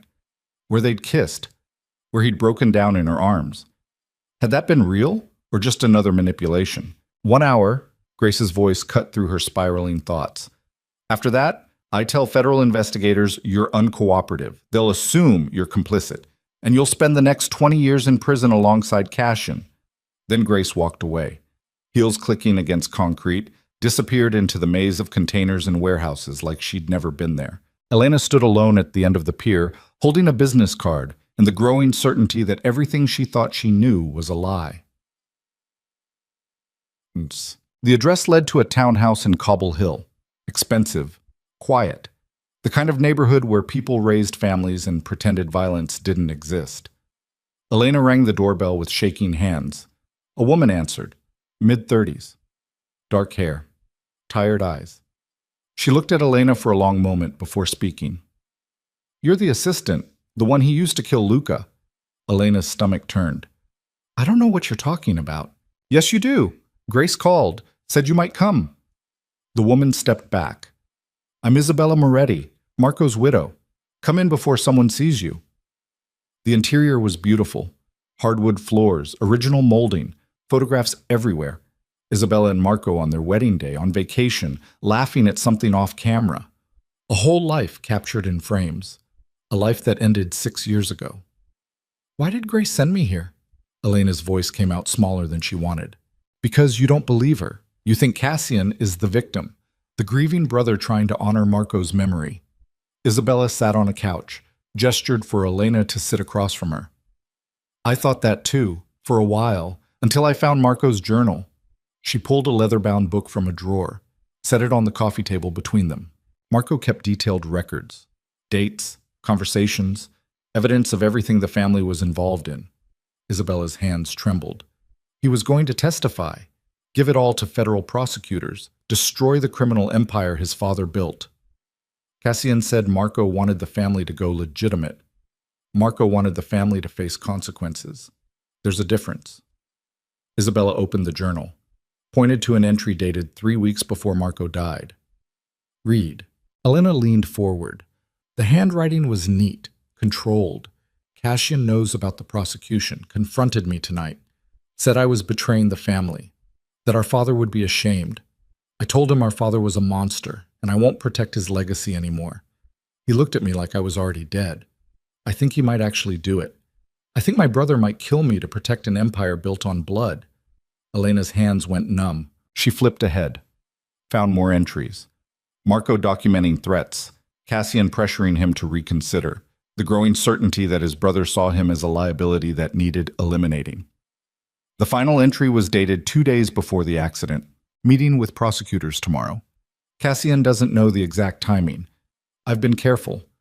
But if something happens to me, if this looks like an accident, it wasn't. It was him, my brother, the only family I have left, and I'm terrified he's going to kill me for trying to do the right thing. Elena set the journal down with shaking hands. This could be fabricated. It's not. I had it authenticated by 3 separate handwriting experts. It's Marco's journal, his words. Isabella's voice cracked. And the next day he died on a mountain road with severed brake lines and a steering column that had been tampered with. Cassian blamed Luca. Cassian blamed the man who actually carried out the hit, who arranged the accident, who covered up the evidence. Isabella leaned forward. But Luca didn't order it, Cassian did. And when Luca found proof years later, the bank transfers, the communications with the contract killer, he tried to leverage it, tried to take over the organization using evidence of Cassian's crime. The room was spinning. Elena pressed her palms against her eyes. So Cassian killed him too, before he could expose the truth. And used you to do it. Made you think you were discovering evidence of Luca's guilt when really you were finding evidence Cassian had planted years ago. Isabella's eyes were hard. You were the perfect weapon. Smart enough to find what he wanted you to find. Naive enough not to question why it was so easy. I'm not naive. Then why are you here? Why aren't you running as far from Cassian Moretti as possible? Isabella stood, walked to the window. Because part of you wants me to be wrong. Wants to believe the man you've been falling for isn't a murderer who killed his own brother. Elena's throat closed. Because Isabella was right. Part of her was desperately searching for an explanation that made Cassian innocent, that turned this back into a story about grief and redemption instead of calculated fratricide. What do you want from me? I want you to testify. Tell federal investigators everything, how Cassian manipulated you into surveilling Luca, how he used information you provided to justify killing him. Isabella turned. Her eyes were wet. I want justice for my husband, the man who tried to do the right thing and died for it. If I testify, I go to prison too. I broke into Luca's office, stole confidential files. I'm an accomplice. Grace says prosecutors will offer immunity in exchange for cooperation, full testimony against Cassian. You walk away clean. And if they don't? Isabella's expression hardened. Then you made your choice when you decided to work for a killer. Bob. Elena left the townhouse an hour later with Marco's journal photocopies in her bag and her entire world rearranged into something unrecognizable. She walked through Brooklyn in a daze, tried calling Cassian 17 times. Every call went straight to voicemail. Finally, at 8 p.m., he called back. Where are you? His voice was tight, controlled. I've been trying to reach you for hours. I was talking to Marco's widow. Silence. Long enough that Elena thought the call had dropped. Then, what did she tell you? That you killed your brother, paid a contract killer to sabotage his car, blamed Luca, used me to cover it up. Elena's voice shook. Tell me she's lying. Elena, tell me you didn't murder Marco. More silence. Then Cassian's voice, quieter. It's more complicated than that. The admission hit like a physical blow. Oh my God, you actually did it. Ooh, Marco was going to destroy everything, turn over evidence that would have put the entire family in prison. Our cousins, our associates, hundreds of people whose lives depended on the organization staying intact. Cassian sounded exhausted. I tried to convince him, spent months arguing, offering alternatives. He wouldn't listen. So you killed him. I made an impossible choice. Save one person or save hundreds. And I chose hundreds. His breathing was harsh. I've lived with that decision every day for 6 years. It's destroyed me. But I'd make the same choice again because the alternative was watching everyone I'm responsible for go to prison or die. Elena couldn't breathe. You lied to me. I protected you. You used me as a weapon against Luca. I gave you a job, money, a way to save your mother, everything you needed. Cassian's voice hardened. And yes, I used what you found to eliminate a threat. That's what people in my position do. We use available resources. I'm not a resource. I'm a person. You're both. No apology in his tone. Just fact. And now you have a choice. You can cooperate with federal investigators, testify against me, walk away clean while I spend the rest of my life in prison, or you can remember that I gave you everything you asked for and keep your mouth shut. Elena's hands were shaking so badly, she almost dropped the phone. That's not a choice. That's a threat. It's reality. Choose carefully. He paused. I'll call you tomorrow. We'll figure this out. The line went dead. Elena stood on a Brooklyn street corner, surrounded by normal people living normal lives, and understood with perfect clarity that she'd been played from the beginning. Every smile, every moment of vulnerability, every touch had been calculated. Cassian Moretti hadn't fallen for her. He'd weaponized her, turned her into exactly what he needed when he needed it. And she'd let him. Because she was desperate and stupid and so focused on saving her mother that she didn't see the monster standing right in front of her. Her phone buzzed. Text from Grace. FBI wants your statement tomorrow. 9 a.m., Federal Plaza. Don't be late. This is your only chance at immunity. Another text. This one from an unknown number. Testify against Cassian and your mother's treatment stops immediately. Medical insurance revoked. Choose wisely. M. M for Marco. Marco who handled operations. Marco who'd been Cassian's friend since childhood. The threat was clear. Cooperate with federal investigators and her mother died. Stay silent and Elena became complicit in fratricide. She leaned against a building, stomach heaving, vision blurring. There was no good choice. No way out that didn't end with someone destroyed. Her phone rang again. This time it was the hospital. Miss Whitmore? This is Mount Sinai. Your mother's taken a turn. You need to come immediately. Elena ran 6 blocks to the subway, took the train to the Upper East Side, burst into Mount Sinai's oncology ward at 9:15 p.m. with her heart trying to tear through her ribs. Her mother's room was at the end of a long hallway. Machines beeped. Monitors showed numbers Elena didn't understand. And lying in the bed, looking smaller than she should, was the woman who'd raised her alone after her father died. Margaret Whitmore opened her eyes when Elena entered, smiled weakly. Hey, baby. Mom. Elena grabbed her hand. It felt like paper, fragile. What happened? Infection. They're handling it. Her mother's voice was thin. Don't look so worried. I'm tougher than I look. A doctor appeared in the doorway. Young, tired. Ms. Whitmore, can I speak with you outside? Elena followed him into the hallway. Knew what was coming before he said it. The infection is aggressive. We're treating it, but her immune system is compromised from treatment. The next 48 hours are critical. He hesitated. I need to be honest. Without continued treatment, her chances drop significantly.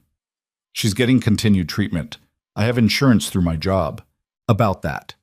The doctor pulled out a tablet.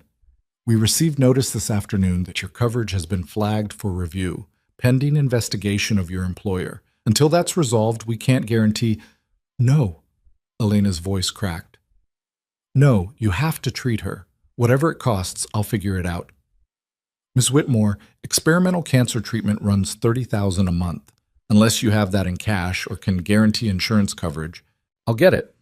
She had no idea how, but she'd figure it out. Just don't stop treatment. The doctor nodded, sympathetic. 48 hours. After that, we need confirmation of payment or we have to discuss alternative options. He walked away. Elena went back into her mother's room, sat beside the bed, held her hand while machines beeped and the city hummed outside, and her entire world collapsed into a single impossible choice. Testify against Cassian and her mother died. Stay silent and become an accomplice to murder. There was no third option, no clever solution, no way to save everyone. Her phone buzzed. Text from Cassian. I know about your mother. I'm sorry, but this doesn't change what needs to happen. Make the right choice. Elena stared at the message, at the man who'd killed his brother and used her and was now leveraging her mother's life to buy her silence. She'd thought he was capable of redemption, thought somewhere under the ice was a human being worth saving. She'd been wrong. Cassian Moretti was exactly what he appeared to be. A killer. A manipulator. A monster in an expensive suit. And Elena had helped him, fed him information, given him the weapon he needed to eliminate his enemy. She was complicit, whether she testified or not. Another text. This one from Isabella. FBI needs an answer by midnight. After that, the immunity offer expires. You'll be charged as an accomplice. Please, do the right thing. Justice for Marco. Elena looked at her mother, at the woman who'd sacrificed everything to give her a chance at a better life, who worked 3 jobs to send her to college, who never complained, never asked for anything except that Elena be happy. Saving her mother meant letting a murderer walk free. Letting her mother die meant honoring a dead man she'd never met. There was no right answer, just two different kinds of wrong. Elena pulled out her phone, stared at the screen, FBI contact information on one side, Cassian's number on the other. 48 hours until her mother's treatment stopped. 9 hours until the immunity offer expired. Outside the window, Manhattan glittered like a city made of broken glass, beautiful and deadly and completely indifferent to human suffering. Elena had spent 6 weeks believing she was smart enough to survive in Cassian Moretti's world. Now she understood the truth. Nobody survived. They just chose which way they wanted to break. Her finger hovered over the screen. FBI or Cassian, justice or survival. The right thing or the only thing. She started to dial. Then her mother's monitor started screaming. Doctors flooded the room, pushed Elena into the hallway. She stood outside watching through glass while they worked, while machines howled, while her mother's body fought an infection that treatment could stop if Elena just had the money. Money Cassian controlled. 5 minutes later, the monitor quieted. The doctors stepped back. Her mother was stable, for now, but the clock was ticking. Elena pulled out her phone, made her choice, dialed. The line rang twice before someone answered. Special Agent Webb, FBI. Elena's voice came out steady, cold, like something inside her had finally frozen solid. This is Elena Whitmore. I'm ready to make a statement about Cassian Moretti, about everything. Silence on the other end. Then, we're listening. Not over the phone.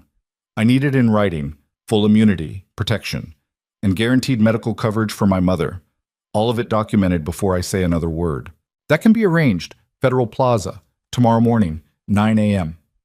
I'll be there. Elena's hand was shaking, but her voice held steady. And Agent Webb? When I'm done testifying, Cassian Moretti won't just be facing murder charges. He'll be facing a conspiracy that goes back 6 years. Everything. Names, accounts, the entire network. We'll be ready. Elena hung up.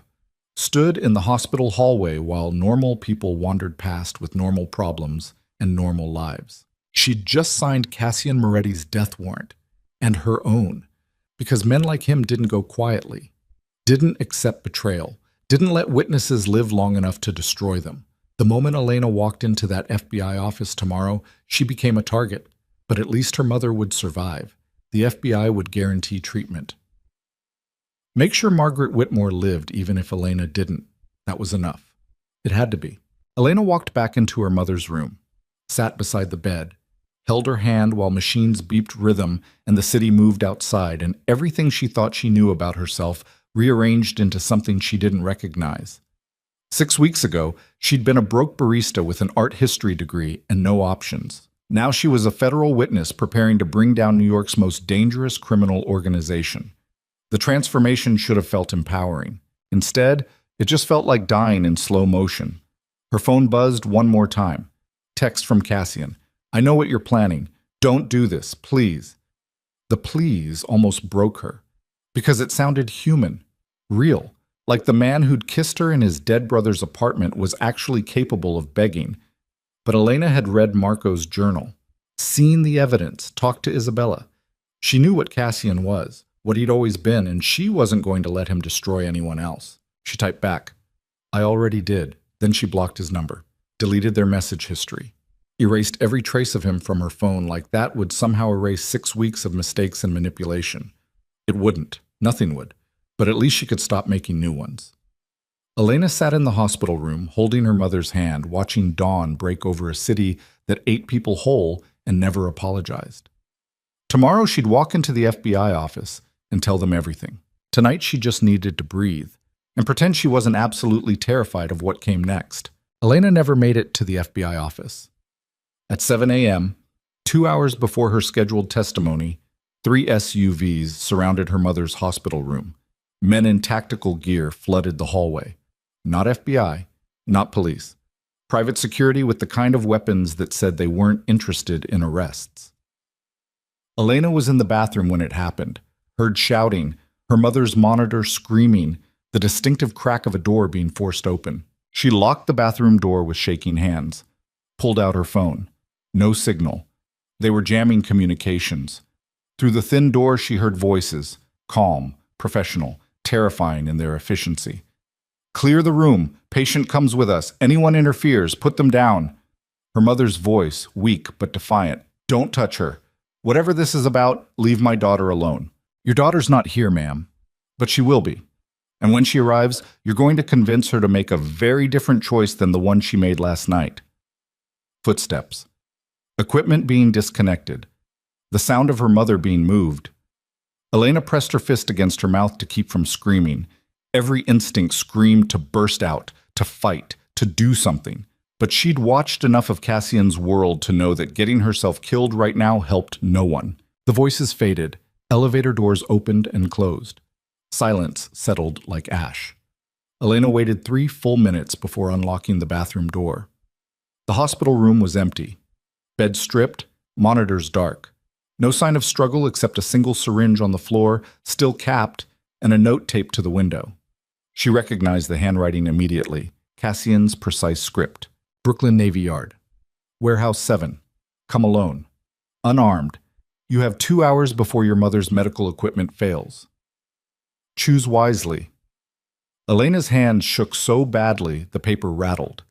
He'd taken her mother, ripped her out of critical care and dragged her to a location designed for bodies that nobody found. This wasn't negotiation. This was execution with extra steps. She pulled out her phone, called Agent Webb. It rang once before a different voice answered. "Ms. Whitmore. Change of plans." Male voice. Unfamiliar.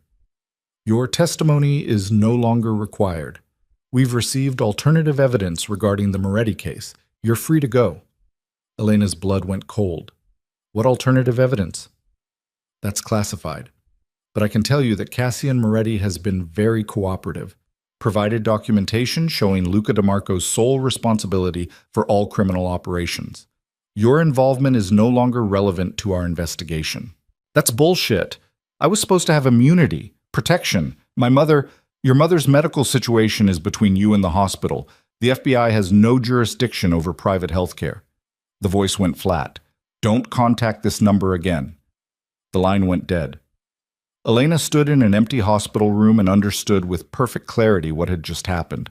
Cassian had bought the FBI, or threatened them, or provided evidence so damning that they'd rather take his cooperation than her testimony. She was alone, no protection, no immunity, no leverage except the knowledge that her mother had maybe 2 hours before critical care equipment ran out of battery. Her phone buzzed. Text from an unknown number. "Marco sends his regards. Clock is ticking." See Marco, Cassian's childhood friend, the man who'd threatened her mother's insurance yesterday, the man who was probably at the warehouse right now, making sure Elena understood exactly how powerless she was. She had 2 choices: walk into the warehouse and die, or run and let her mother die. Neither was a choice. Both were surrender. Elena looked out the window at Manhattan sprawling below. Thought about the girl who'd walked into Pisano Global 6 weeks ago with a coffee cup in desperation. That girl would have run. Would have found some way to rationalize survival over sacrifice. But that girl was gone. Burned away by blood and betrayal and the growing certainty that Cassian Moretti had destroyed every version of herself except the one willing to fight. Elena left the hospital, caught a cab to Brooklyn, gave the driver an address 3 blocks from the Navy Yard, and paid cash. Then she walked the rest of the way alone. The Brooklyn Navy Yard sprawled across 300 acres of industrial wasteland. Derelict warehouses, rusted cranes, shipping containers stacked like gravestones. The kind of place where screams disappeared into wind and water and nobody came looking. Warehouse 7 sat at the far end, separated from other structures by 100 yards of cracked pavement and dead grass. No windows. Single entrance. The architectural equivalent of a trap. Elena approached on foot, hands visible. No weapon, just her phone in her pocket and the growing certainty that she wasn't walking out of this alive. The warehouse door was open, darkness inside. She stepped through. It took her eyes 3 seconds to adjust. The space was massive, 50 feet high, rusted catwalks overhead, industrial machinery long since gone to rot. And in the center, surrounded by battery-powered medical equipment and armed men in tactical gear, was her mother. Margaret Whitmore sat in a wheelchair, oxygen mask over her face, IV line running from her arm to a portable monitor. She looked small, fragile, terrified, but alive. Cassian stood 10 feet away, perfect suit, perfectly still, watching Elena with those pale gray eyes like he was calculating exactly how this would end. "You came," his voice echoed in the empty space. "I wasn't sure you would. You kidnapped my mother from critical care. What did you think would happen? I thought you'd make the smart choice. Call the FBI, bring armed agents, try to save yourself." He tilted his head slightly. "But you came alone, unarmed, which means you're either very brave or very stupid. I'm neither. I'm just tired of people I love being used as weapons against me." Elena's hands were shaking, but her voice held steady. "Let her go. Whatever this is about, it's between us." "No, it's about what you did last night." Cassian's expression didn't change. "You called federal investigators, agreed to testify against me, tried to destroy everything I've built. You killed your brother. You used me. You deserve to be destroyed." "Deserve?" Cassian laughed, short, sharp.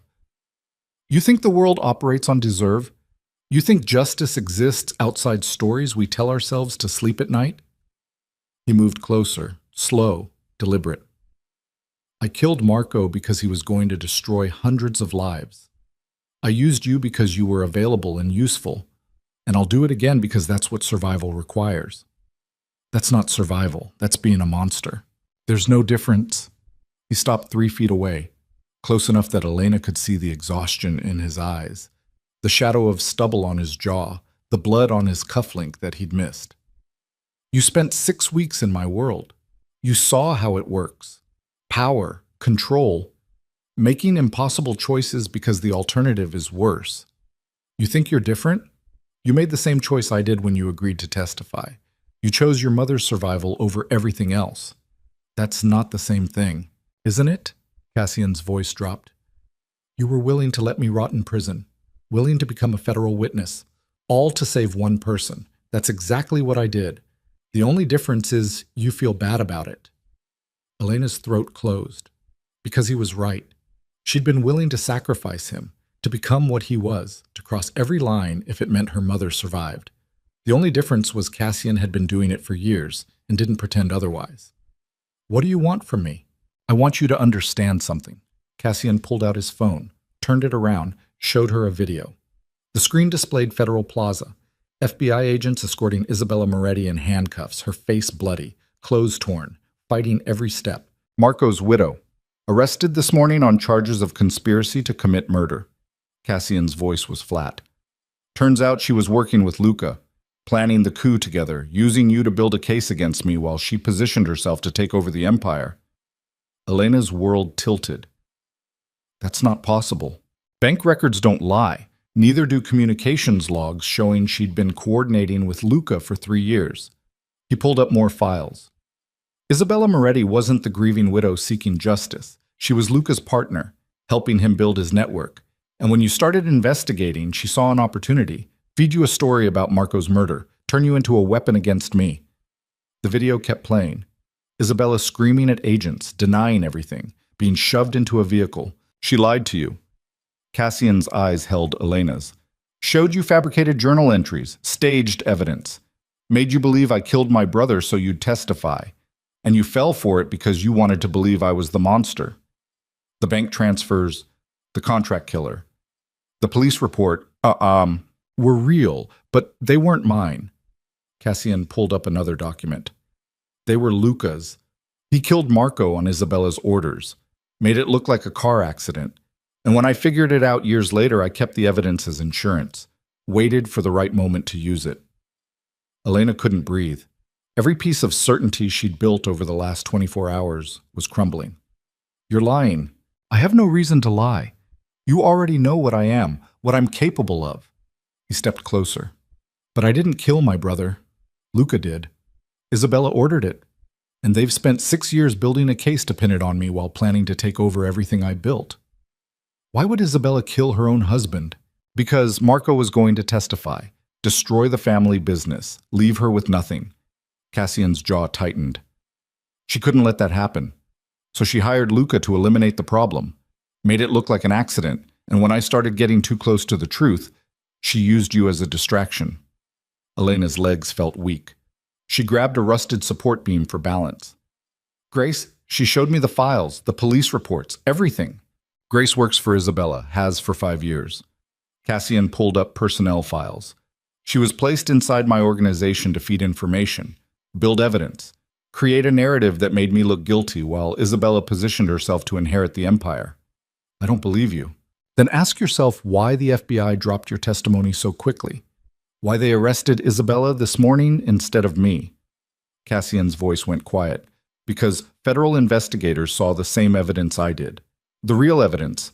And they realized Isabella had been manipulating everyone, including them. Elena's brain was short-circuiting. Nothing made sense. Every fact she'd relied on was inverting.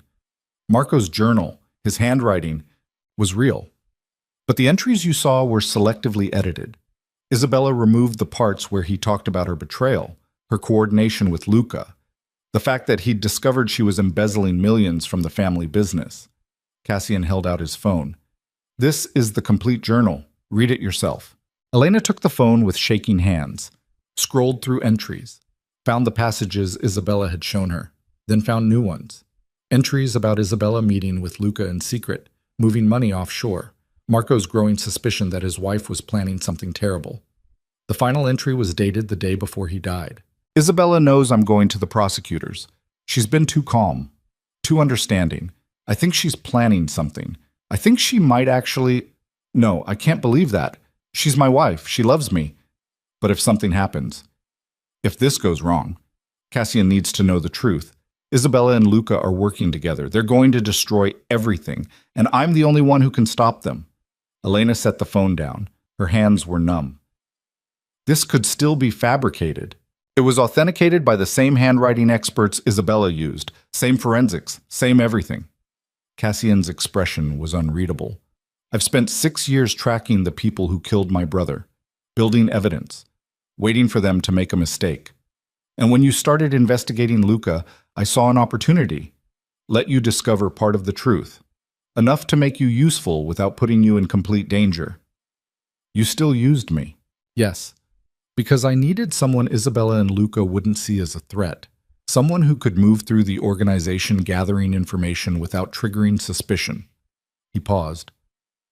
You were perfect for that. Smart, observant, desperate enough to take risks. And everything else? The office, the conversations, the night in Marco's apartment was real. Cassian's voice dropped. I hired you because you were useful, but somewhere in those 6 weeks you became something else, something I didn't plan for. He moved closer. You saw me, not the empire, not the violence, just the parts of me I thought died with Marco, and I let you see them because I'm weak, because after 6 years of ice and control, I wanted to feel human again. Elena's throat was tight. That doesn't make this okay. No, it doesn't. Cassian reached out, stopped just short of touching her face. But it's the truth. I didn't kill my brother. I loved him. And I've spent 6 years trying to honor what he wanted while destroying the people who murdered him. By becoming exactly what they were. By surviving long enough to make them pay. His hand dropped. And now they have. Isabella's in federal custody. Luca's dead. The network they built is dismantled. Marco can finally rest. What about me? Elena's voice cracked.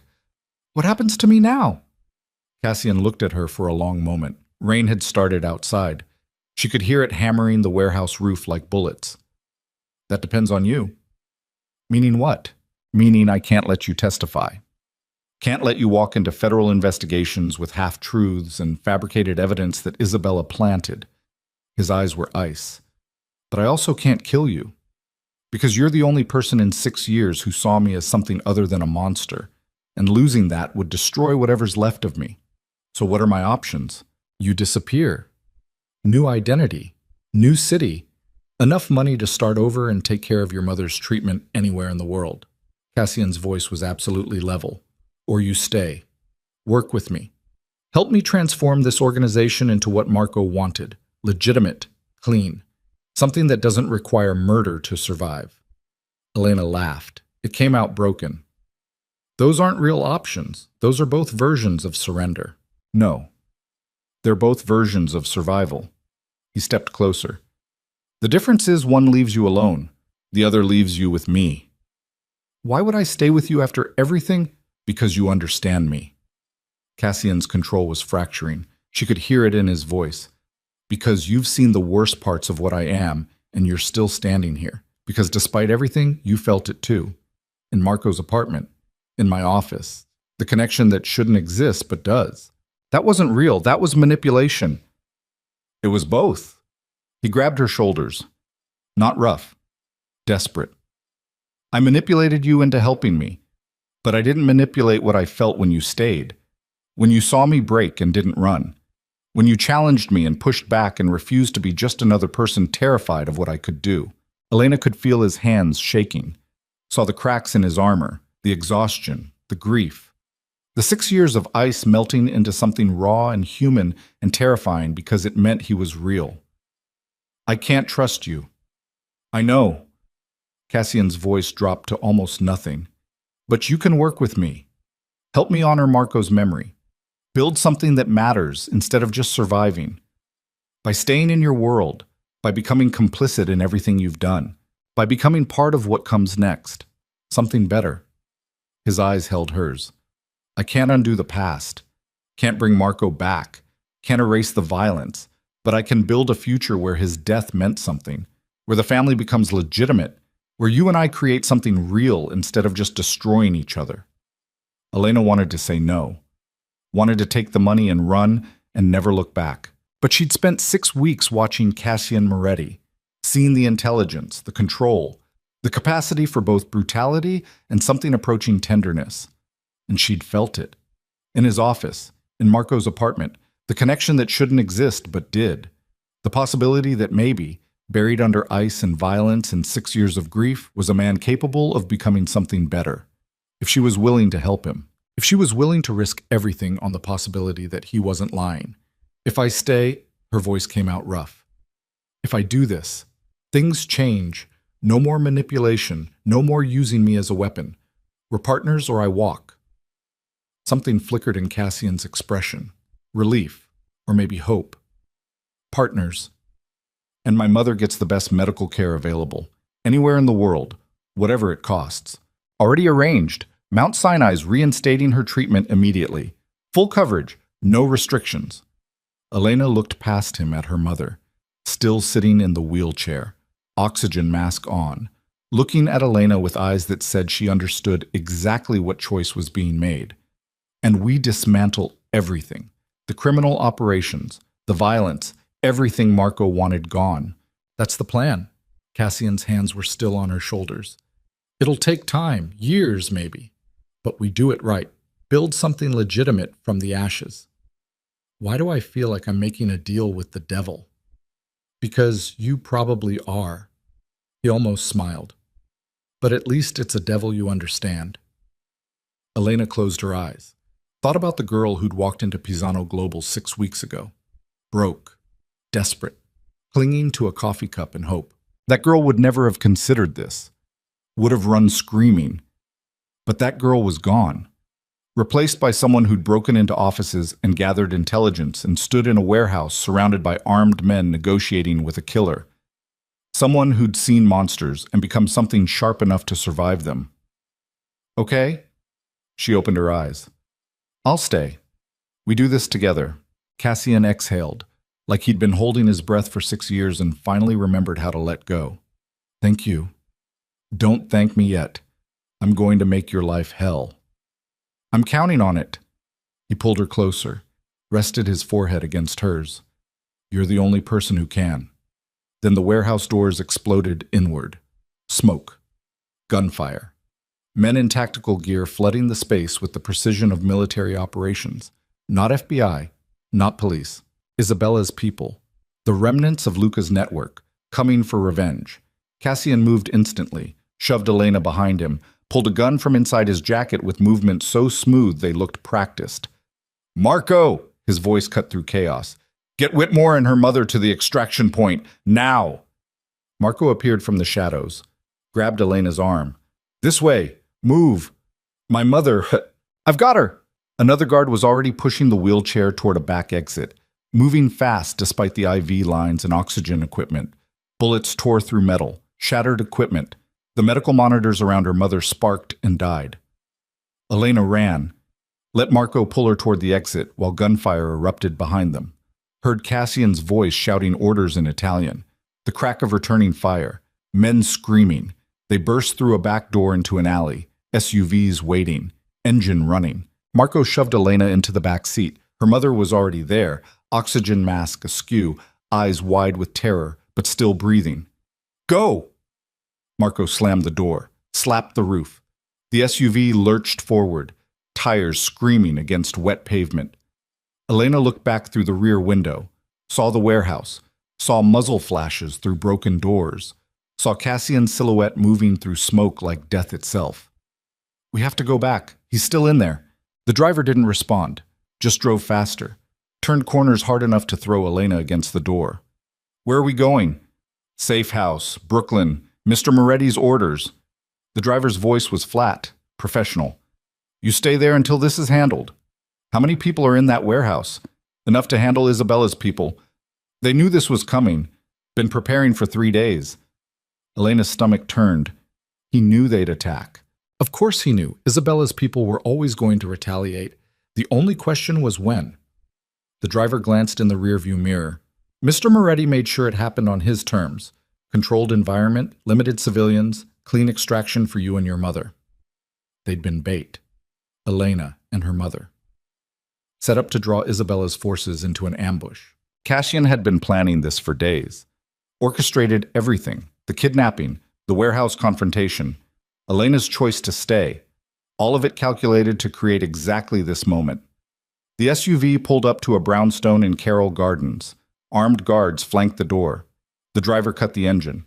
"Inside, don't come out until Mr. Moretti gives the all clear." Elena helped her mother into the building. A medical team was waiting. Professional. Efficient. They immediately started checking vitals, reconnecting equipment, stabilizing systems. "She's stable." The lead medic looked up. "Infections controlled. She'll be okay." Relief hit like a physical force. Elena's knees almost buckled. Then her phone buzzed. Text from Cassian. "Situation handled. 20 minutes. Stay put." Another text. This one from an unknown number with an image attached. Elena opened it. The photo showed Isabella Moretti. Not in FBI custody. Dead.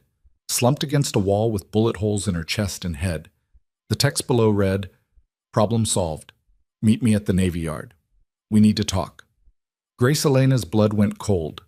Grace. Cassian's operations director. The woman who'd shown her evidence of his guilt. Who was supposed to be working for Isabella. Who'd just sent a photo of Isabella's corpse with casual efficiency that suggested she'd been the one to pull the trigger. Nothing made sense. Every alliance was inverting, every truth becoming a lie. Elena's phone rang. Cassian. She answered. "Grace just texted me. She killed Isabella." "I know." Cassian's voice was tight, strained. "Don't respond. Don't go anywhere. Grace isn't who you think she is." "Then who is she?" "Federal agent. Undercover. Has been for 6 years. She was investigating my father when Marco died, got embedded in the organization, stayed after I took over." His breathing was harsh. "She's the one who's been feeding FBI information, building their case, and now that Isabella's dead, she's trying to tie up loose ends. Meaning me, meaning both of us." Gunfire crackled in the background. "She knows you can testify about FBI corruption, about how they dropped your immunity, about evidence being manipulated. You're a threat to her operation." "Where are you?" "Still at the warehouse, pinned down. Isabella's people were just the first wave." More gunfire. "Grace brought federal agents, real ones. She's using them to clean up everyone who knows the truth." Elena's mind raced. "How do I know you're telling the truth? How do I know this isn't another manipulation?" "You don't." Cassian's voice cracked. "You just have to decide who you trust more, me or a federal agent who spent 6 years lying to everyone." The line went dead. Elena stood in the brownstone, surrounded by armed guards and medical equipment. holding a phone with a photo of a dead woman and a text from someone who might be trying to kill her. Her mother was stable, safe. That was all that mattered. But Cassian was pinned down in a warehouse surrounded by federal agents and hired killers. And Grace, whoever she really was, knew where Elena was hiding. Every option led to violence. Every choice ended in blood. Elena looked at the guards. "I need a gun." The nearest one frowned. Mr. Moretti said, "I don't care what he said. Give me a weapon, now."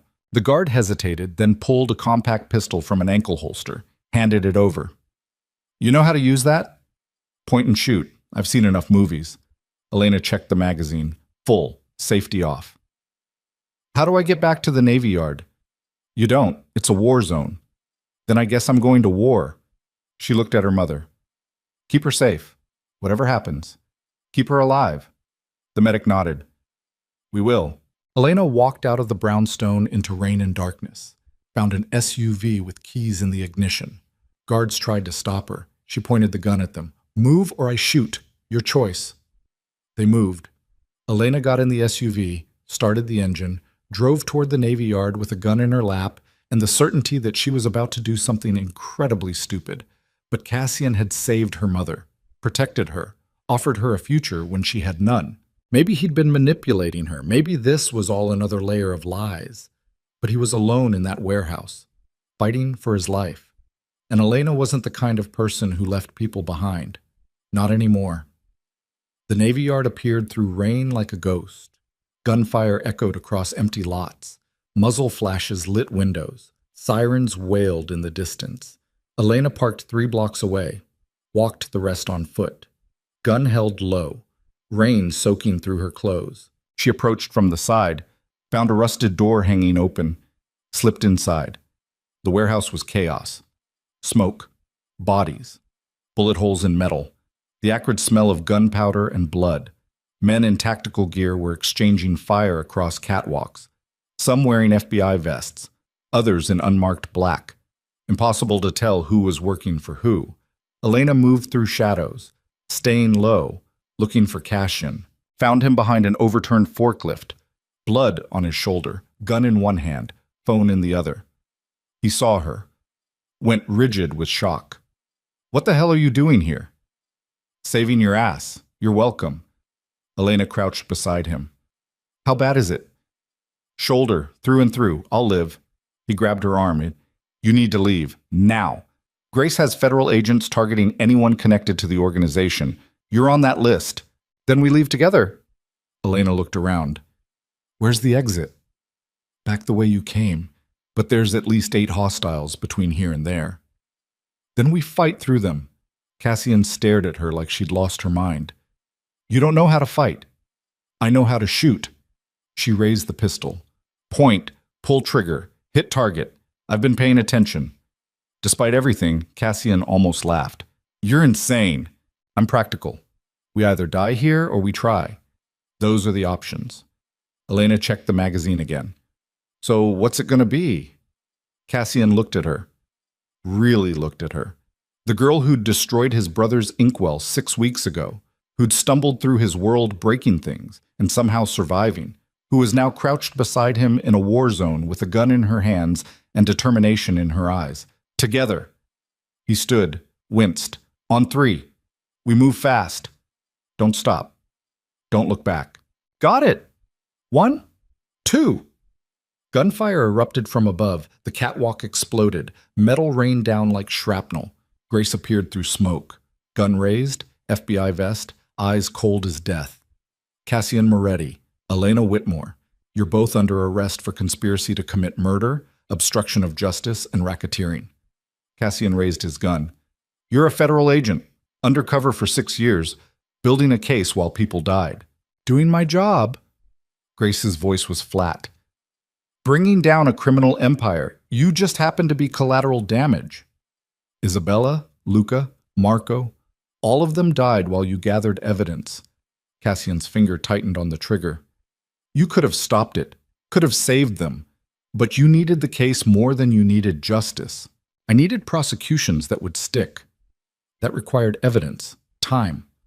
Grace's expression didn't change. And now I have both. Surrender. This doesn't have to end badly. It already ended badly. Cassian's voice went cold. 6 years ago, when my brother died and you did nothing. He fired. Grace moved. The bullet sparked off metal beside her head. She returned fire. 3 shots. Fast. Precise. Cassian dove left, Elena right. Bullets tore through the space they'd occupied. Elena hit the ground hard. Rolled. Came up with her gun raised, fired twice in Grace's direction. Both shots went wide, hit nothing. But they made Grace dive for cover. Cassian was moving, circling, blood trailing from his shoulder. He motioned to Elena, pointed toward a side exit, mouthed the word, "Go." Elena shook her head, not leaving him. More gunfire from above. Federal agents on the catwalks, trying to pin them down. This was it. The end. No way out except through a wall of bullets. Elena looked at Cassian, found him already looking at her, and in his eyes she saw something she'd never seen before. Fear. Not for himself. For her. He loved her.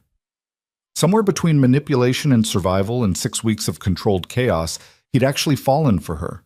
And she'd fallen too, despite everything, despite the lies and violence and impossible choices. They were both broken, both damaged, both too far gone to pretend otherwise. But they were broken together. Elena made her choice. She stood, fired 3 shots at the catwalk, gave Cassian covering fire while he moved toward the exit. Bullets answered. Too many, too close. One caught her in the side. Pain exploded. She went down. Cassian screamed, raw, anguished, charged back toward her through gunfire like he didn't care if he died as long as he reached her first. He grabbed her, pulled her behind cover, pressed his hand against the wound in her side. Blood poured through his fingers. Stay with me. His voice was breaking. Elena, stay with me. She tried to speak, couldn't. Everything hurt, everything was red. Above them, Grace was shouting orders. Federal agents advancing, closing in. No way out. No miracle rescue. Just 2 people bleeding out in a warehouse surrounded by everything they'd destroyed and built and lost. Cassian bent over her, pressed his forehead to hers. I'm sorry. For all of it. For using you. For dragging you into this. For Shut up! Elena's voice came out wet. We're not dying here. Yes, we are. No. She grabbed his collar, pulled him close. We survive. Together. Like you said. Partners. Partners. Cassian's hand tightened on her wound. I love you. I need you to know that. Whatever happens.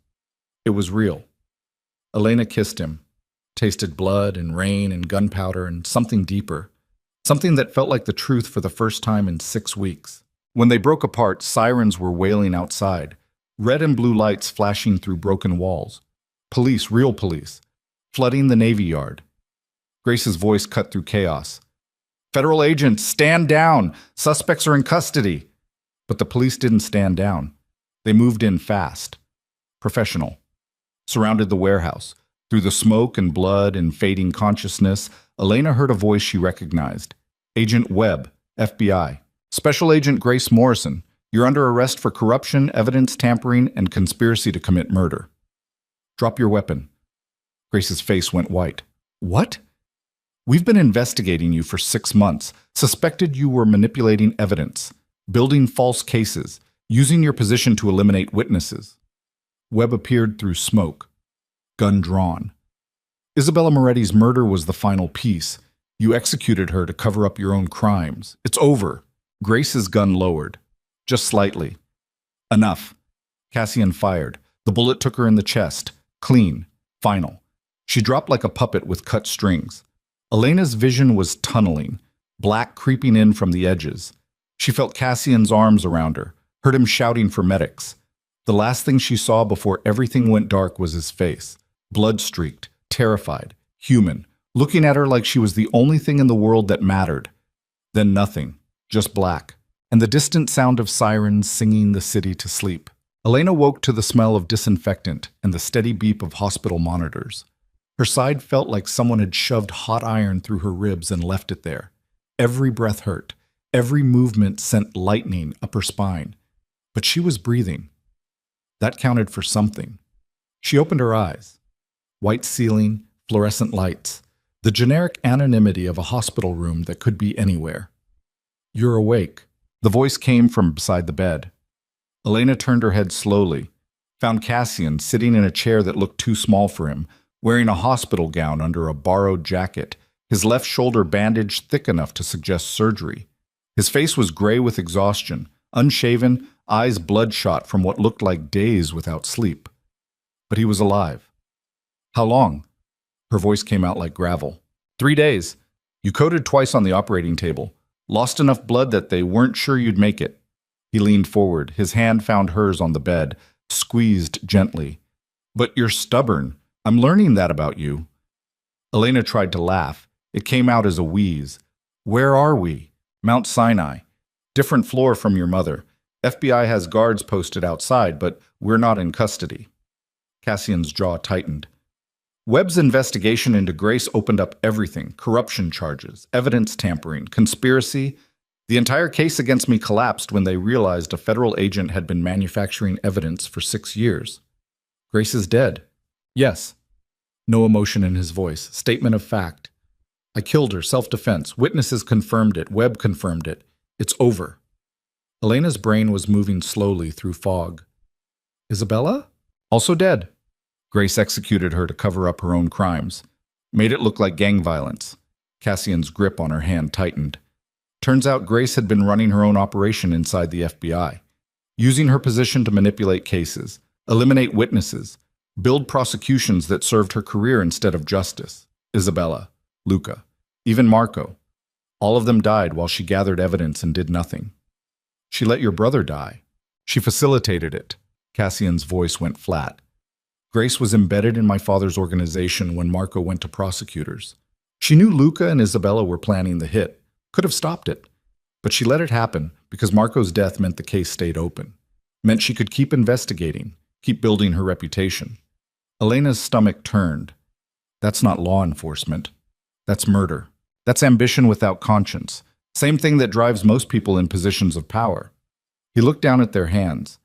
Webb's team found communications going back 7 years. Grace coordinating with criminals, allowing violence, manipulating evidence to protect her sources while people died. She was worse than anyone she was investigating. What happens now? Federal investigation into FBI corruption. Congressional hearings. Media firestorm. Cassian met her eyes. "And you and I walk away clean. Victims of a rogue agent's conspiracy. That's the official narrative. Is it true?" "Parts of it." He almost smiled. "The parts that matter, anyway." Elena wanted to ask more. Wanted to know exactly how much of the last 6 weeks had been real versus manufactured. But exhaustion was pulling her under again. Her eyes drifted closed. "Your mother's stable." Cassian's voice followed her into darkness. "Treatment's continuing. She's going to make it." Elena let those words carry her back to sleep. Kiss. The next time she woke, sunlight was streaming through windows and her mother was sitting beside the bed. Margaret Whitmore looked better. Color in her face, eyes clearer, still fragile but no longer dying. "Hey, baby." She squeezed Elena's hand. "You scared the hell out of me." "Sorry." Elena's throat was dry. "Occupational hazard, apparently. Working for crime bosses will do that." Her mother's voice held no judgment, just exhausted acceptance. "The nurses told me what happened. The warehouse, the shooting, federal agents." "Mom, I'm not angry. I'm terrified, but not angry." Margaret leaned closer. "You saved my life. Got me treatment I couldn't afford. Risked everything to make sure I survived. I can't be angry about that, even if the cost was almost losing you." "I'm okay." "You're not okay. You got shot. You almost died. You're going to have nightmares about this for years." Her mother's eyes were wet. "But you're alive, and that's what matters." Elena wanted to argue, wanted to tell her mother it was fine, everything would be fine. But she'd spent 6 weeks learning that fine was a lie people told themselves to sleep at night. "I'm sorry I brought this into your life." "You didn't bring it. You survived it." Margaret's grip tightened. "Your father would be proud. He always said you were tougher than you looked. Guess he was right." The mention of her father landed like a stone. Elena hadn't thought about him in weeks. the investigative journalist who died chasing a story about organized crime when she was 12. She'd spent 14 years thinking it was just bad luck and dangerous work. Now she wondered if it was something else. Someone silencing him before he exposed the truth. Did Dad know about the Moretti family? Her mother went very still. Why would you ask that? Because he died investigating trafficking networks. And the Morettis ran trafficking operations for decades. The timing's too close to be coincidence. Margaret was quiet for a long moment. Then she nodded slowly. He was building a case, had sources inside the organization. He told me it would be the story that changed everything, expose corruption at the highest levels, put dangerous people in prison. Her voice cracked. 2 weeks later, he was dead. Single car accident. Brake failure. The same way Marco died. The same method Luca had used for years. Elena's chest tightened. Luca killed Dad, I suspected. Could never prove it. But yes, I think your father got too close to the truth, and they eliminated him. Her mother wiped her eyes. I tried to warn you. Tried to tell you working for that company was dangerous. But you needed the money, needed to save me. I couldn't stop you, even though I knew where it might lead. You knew Pisano Global was connected to organized crime? I knew the name Moretti, knew what they represented, but I also knew you were desperate and I was dying. I gambled that you'd be invisible enough to survive, that they wouldn't notice one more assistant. Margaret's expression broke. I was wrong, and I'm sorry. Elena wanted to be angry, wanted to rage at the secrets and lies and 14 years of not knowing the truth. But she understood, because she'd made the same choice. Risked everything to save the person she loved. Became complicit in violence and corruption because survival required it. They were the same. Mother and daughter. Both willing to cross lines they couldn't uncross if it meant keeping each other alive. It's not your fault. It is, but we both live with it. Her mother stood slowly. There's someone outside who wants to see you. I'll give you privacy. Who? But Margaret was already walking toward the door. She paused at the threshold. He's been here every day, sleeping in that chair, refusing to leave. Whatever you think about him, about what he's done, that part's real. I can see it. Then she was gone. 30 seconds later, Cassian walked in. He looked worse than before. Shoulders still bandaged, dark circles under his eyes, moving like every step hurt. He sat in the chair beside her bed without speaking. Elena broke the silence. You knew about my father? Yes.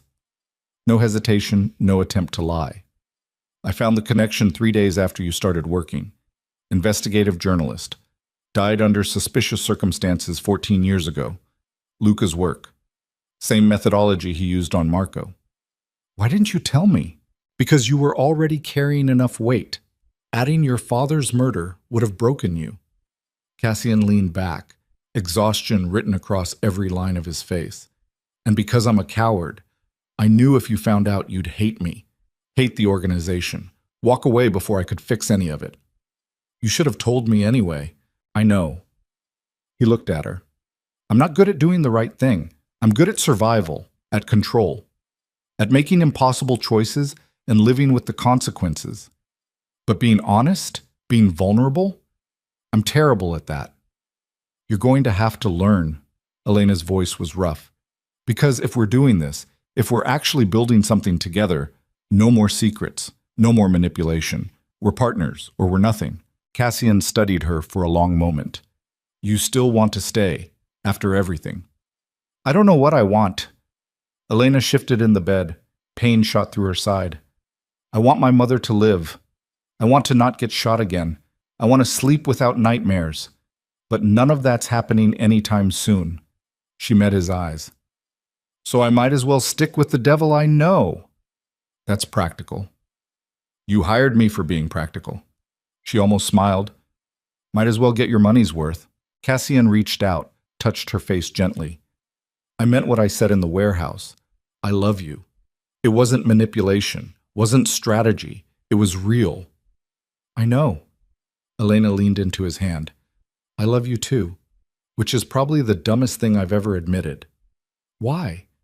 Because you're a killer, a criminal, a man who spent 6 years building an empire on violence and control, Loving you makes me complicit in all of it. Yes, it does. No apology, just truth. But it also makes you the one person who can help me become something different, something better. What Marco wanted. That's a lot of pressure. You can handle it. You've handled everything else. He pulled his hand back. I'm liquidating the criminal operations, all of it. Weapons, trafficking, money laundering, everything that made the family what it was. Elena stared at him. That's your entire empire. It's my father's empire, built on blood and fear and everything Marco died trying to escape. Cassian's jaw tightened. I'm done protecting it. Done pretending it's anything except poison. We dismantle it piece by piece and build something legitimate. That'll take years. I have years. His eyes held hers. Question is whether you're willing to spend them with me. Elena thought about the girl who'd walked into Pisano Global 6 weeks ago. Desperate, broke, clinging to hope. That girl would have run screaming, but that girl was gone, replaced by someone who'd survived violence and betrayal in federal investigations. Someone who'd looked at monsters and become sharp enough to stand beside them. Someone who'd fallen in love with a killer and decided that maybe, just maybe, even killers could become something better, if they had the right person helping them. Yeah, Elena's voice steadied. I'm willing. Good. Cassian stood, winced. Then we start when you're healed. No rush, no pressure. We do this right. What happens in the meantime? You recover. Your mother gets treatment. I handle federal investigations and media attention. He moved toward the door. And we figure out how to be normal people for a while, or as normal as we're capable of being. I don't think normal's possible anymore. Probably not, but we can try. He glanced back. Get some rest. I'll be here when you wake up. You don't have to. I know. I'm doing it anyway. Something in his expression softened. You're the only good thing that's happened to me in 6 years. I'm not letting you out of my sight until I'm sure you're okay. Then he left. Elena lay in the hospital bed, staring at the ceiling, processing everything that had happened. The violence, the betrayal, the impossible choices. Her father murdered by Luca. Her mother saved by blood money. Herself transformed from invisible barista into federal witness into something else entirely. A partner to a reformed crime boss trying to honor his dead brother's memory. It was insane. All of it. But it was also real. More real than anything Elena had experienced in her entire 26 years. She closed her eyes and let sleep take her again. Woke. 3 weeks later, Elena was discharged from Mount Sinai. Her mother had been moved to a private recovery facility in Connecticut. State-of-the-art treatment, full-time medical staff, everything money could buy. The infection was gone. The tumors were shrinking. Prognosis was good for the first time in 2 years. Cassian had arranged all of it, paid for everything, made sure Margaret Whitmore had the best possible chance at survival. Because that's what partners did. They protected the people who mattered. Elena stood outside the hospital in borrowed clothes and afternoon sunlight, breathing air that didn't smell like disinfectant for the first time in weeks. A car pulled up. Black sedan, tinted windows. Marco driving. He got out, opened the back door. Miss Whitmore, Mr. Moretti's waiting. Elena got in. Elena. Cassian sat in the back seat, laptop open, reviewing documents. He looked up when she entered, closed the computer. How do you feel? Like I got shot 3 weeks ago. Elena settled into the leather seat. But alive. That counts.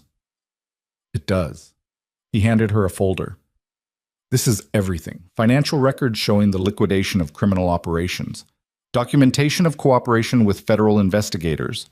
Contracts for the new business structure. Elena opened the folder. Scanned pages of legal language and corporate restructuring. Whitmore and Moretti Strategic Consulting. Specializing in cultural asset protection and international risk analysis. Your art history expertise becomes the foundation.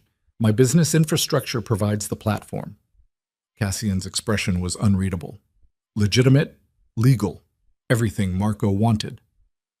You put my name first. You earned it. He pulled out another document. This is a scholarship foundation. Arts education for students who don't fit traditional academic systems. Named after your father and my brother. Funded by liquidated assets from the criminal operations. Elena stared at the papers, at her father's name printed beside Marco's, at proof that blood money could become something meaningful. How much? 50 million to start. More as we close remaining operations. Cashin's voice was quiet. It won't bring them back. Won't undo the violence, but it's something. A legacy that matters. Elena's throat was tight. Thank you. Don't thank me. This is what we're building together. What comes next? He looked out the window at Manhattan sliding past. The empire's gone. The criminal network's dismantled. Everyone connected to Luca and Isabella is either in federal custody or disappeared. It's over. Just like that. Just like that. He glanced at her. We survived. That's more than most people in this world get. The car pulled up to a brownstone in Brooklyn. Park Slope, tree-lined street, normal neighborhood. Marco's apartment, the one Cassian had kept for 6 years after his brother died. I want to show you something. Cassian got out, held the door for Elena. They went inside. The apartment looked different, cleaned, updated. The photographs were still on the walls, but new furniture filled the spaces. New life breathing into old memories. I'm moving out of the corporate apartment. Cassian walked to the windows. Too many ghosts. Too much violence attached to that space. I need somewhere that feels like starting over. Here? Here. Where Marco lived. Where he believed we could be better. He turned. I'm asking if you want to share it. Not as employee and employer. As partners building something real. Elena looked around. At the photographs of two brothers who'd loved each other despite everything. At the space that had held grief and was now offering possibility. I barely know how to live with another person. Neither do I. We'll figure it out together. Cassian moved closer. No pressure, no expectation. Just two people who survived hell trying to build something that doesn't hurt. Elena thought about it. About waking up in this space instead of her cramped studio. About building a life with someone who understood exactly how broken she was because he was just as broken. It should have felt wrong, should have felt like surrender. Instead, it felt like the first honest choice she'd made in 6 weeks. Okay? She met his eyes. Let's try. Cassian's expression shifted. Relief. Hope. Something almost like joy. Yeah? Yeah. Elena stepped closer. But we're redecorating. Those photographs are nice, but this place needs something that's ours, not just Marco's memory. Whatever you want. He pulled her close, carefully, mindful of her healing wound. We build it together. All of it. They stood in the apartment while afternoon light painted the walls gold and the city hummed outside, and something fragile and new took shape between them. It wasn't redemption, wasn't forgiveness for the violence and lies and impossible choices, but it was real. Human. Two people who'd seen the worst of each other and decided that maybe the worst wasn't all there was. Maybe, buried under blood and betrayal, was the possibility of something better. That's 6 months later, Whitmore and Moretti Strategic Consulting opened its first office in Lower Manhattan. The space was beautiful, modern, glass and steel with art installations Elena had curated personally, Renaissance pieces next to contemporary work, history and future existing in the same frame. The launch event was crowded. Clients, investors, art collectors interested in the protection services they offered, federal investigators who'd become allies during the transition. Media covering the story of a reformed crime family building something legitimate. Elena stood near the windows, wearing a dress that cost more than her first car, watching Cassian work the room with the same cold precision he'd brought to criminal operations. But now it was serving something legal, something meaningful. Her mother sat nearby, healthy enough to attend, talking to scholarship recipients about art history and second chances. Margaret Whitmore had beaten cancer, outlived prognosis. Survived long enough to see her daughter transform survival into purpose. You did it. Marco appeared beside Elena, holding champagne. He'd stayed on as head of operations, helped transition the legitimate business, remained loyal even when loyalty meant abandoning everything he'd known. 6 months ago, we were running criminal networks. Now we're consulting on cultural asset protection for museums. It's weird. It's better, Marco smiled. Marco would be proud of both of you. Elena looked across the room, found Cassian watching her. He excused himself from a conversation and walked over. How are you holding up? He touched her back gently, protective gesture he'd developed over months of learning how to be human instead of terrifying. Good. Overwhelmed, but good. Elena leaned into him. Is this real? Did we actually pull this off? We did. Cassian's voice held something close to wonder. Legitimate business, federal clearance, contracts with actual museums instead of smuggling networks. He paused. It's not exciting, not dangerous. Is that okay? It's perfect. Elena turned to face him. I've had enough excitement to last a lifetime. Boring sounds amazing. Good, because I'm planning on very boring for the foreseeable future. He pulled out a small box, set it on the window ledge between them. Except for one thing. Elena stared at the box, at the velvet that suggested exactly what was inside. Cassian. I'm not asking yet, just showing you it exists. He didn't open it, just left it there. When you're ready. When we've built enough trust that this feels right instead of terrifying. But I want you to know I'm serious about this, about us, about building a life together. Elena's throat tightened. 6 months ago, she'd been a broke barista with a dying mother and no options. Now she was standing in her own office, wearing designer clothes, looking at an engagement ring from a reformed crime boss who loved her enough to wait until she was ready. It was insane. All of it. But it was also exactly what she wanted. Ask me in a year. Her voice came out rough. When we've proven we can do boring without killing each other. When we're sure this is real and not just trauma bonding. A year. I can do a year. Cassian picked up the box, put it back in his pocket. But fair warning, I'm very patient when I want something. I've noticed. Elena kissed him. Brief, gentle. The kind of kiss that promised more later when they were alone. Thank you for all of this. For keeping your promise to Marco. For building something that matters. Thank you for making me want to. Cassian's hand found hers. I would have kept being a monster if you hadn't shown me there was another option. You were never a monster, just someone who'd forgotten how to be anything else. Same thing. No. Monsters can't change. You changed. That makes you human. Elena squeezed his hand. Deeply flawed, occasionally terrifying, but human. Across the room, someone clinked a glass. Speeches were starting. Elena and Cassian were expected to address the crowd.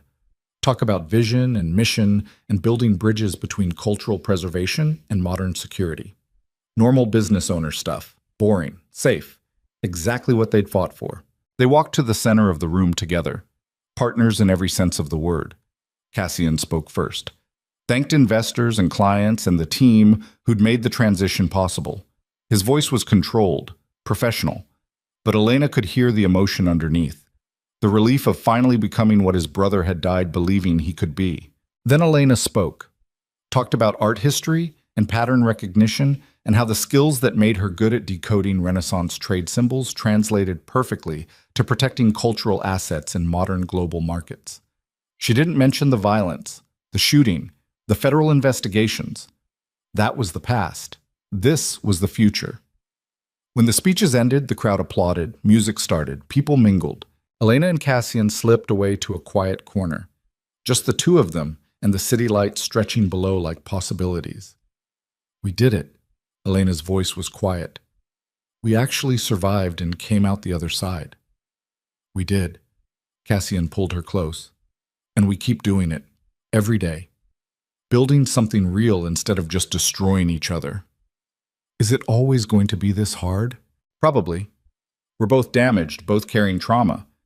That doesn't just disappear. He looked down at her. But we're damaged together. That counts for something.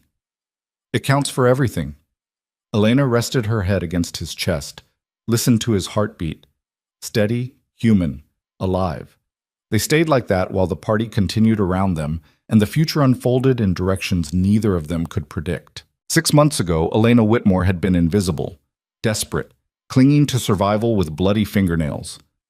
Now she was building an empire, a legitimate one, with a partner who understood exactly what it cost to become something better than the worst version of yourself. It wasn't a fairy tale, wasn't redemption in any traditional sense, but it was real. Human. Two broken people choosing each other despite everything. And sometimes that was enough. 1 year later, on the anniversary of the warehouse shooting, Cassian proposed. Not in the office, not during some grand event, just the two of them in Marco's apartment. Their apartment now, with takeout containers and red wine and the comfortable silence of people who'd learned how to exist together. He pulled out the box. Same one from the launch party. Opened it to reveal a ring that was beautiful and understated and absolutely perfect. Elena Whitmore, you destroyed my brother's inkwell within 5 minutes of meeting me. You survived federal investigations, warehouse shootouts, and 6 months of learning how to run a legitimate business. You've made me want to be better every single day. He took her hand. Will you marry me? Elena looked at the ring, at the man holding it, at the life they'd built from ashes and blood and impossible choices. A year ago, she would have said no, would have run, would have protected herself from the risk of loving someone this damaged. But she'd spent a year learning that damage wasn't the same as broken, that people could carry trauma and still build something beautiful, that love didn't fix anything, but it made survival feel less lonely. Yes. The word came out steady. Sure. Yes, I'll marry you. Cassian slid the ring onto her finger, kissed her like she was the only thing in the world that mattered. And for those few seconds, she was. When they broke apart, both smiling, both crying a little, Elena looked at the photographs on the wall. Marco and Cassian as children, her father's picture that she'd added months ago, both men who'd believed in something better and died before seeing it. They'd be proud of us. Her voice was thick. I hope so. Cassian followed her gaze. I spent 6 years trying to honor Marco's memory. Took me that long to realize the best way to honor him was to actually become what he believed I could be. You did it. We did it, he corrected. I couldn't have done this alone. You made it possible. Elena leaned against him, felt his arms wrap around her, solid, real, home. Outside the windows, Brooklyn hummed with normal life. People going to normal jobs, facing normal problems, building normal futures.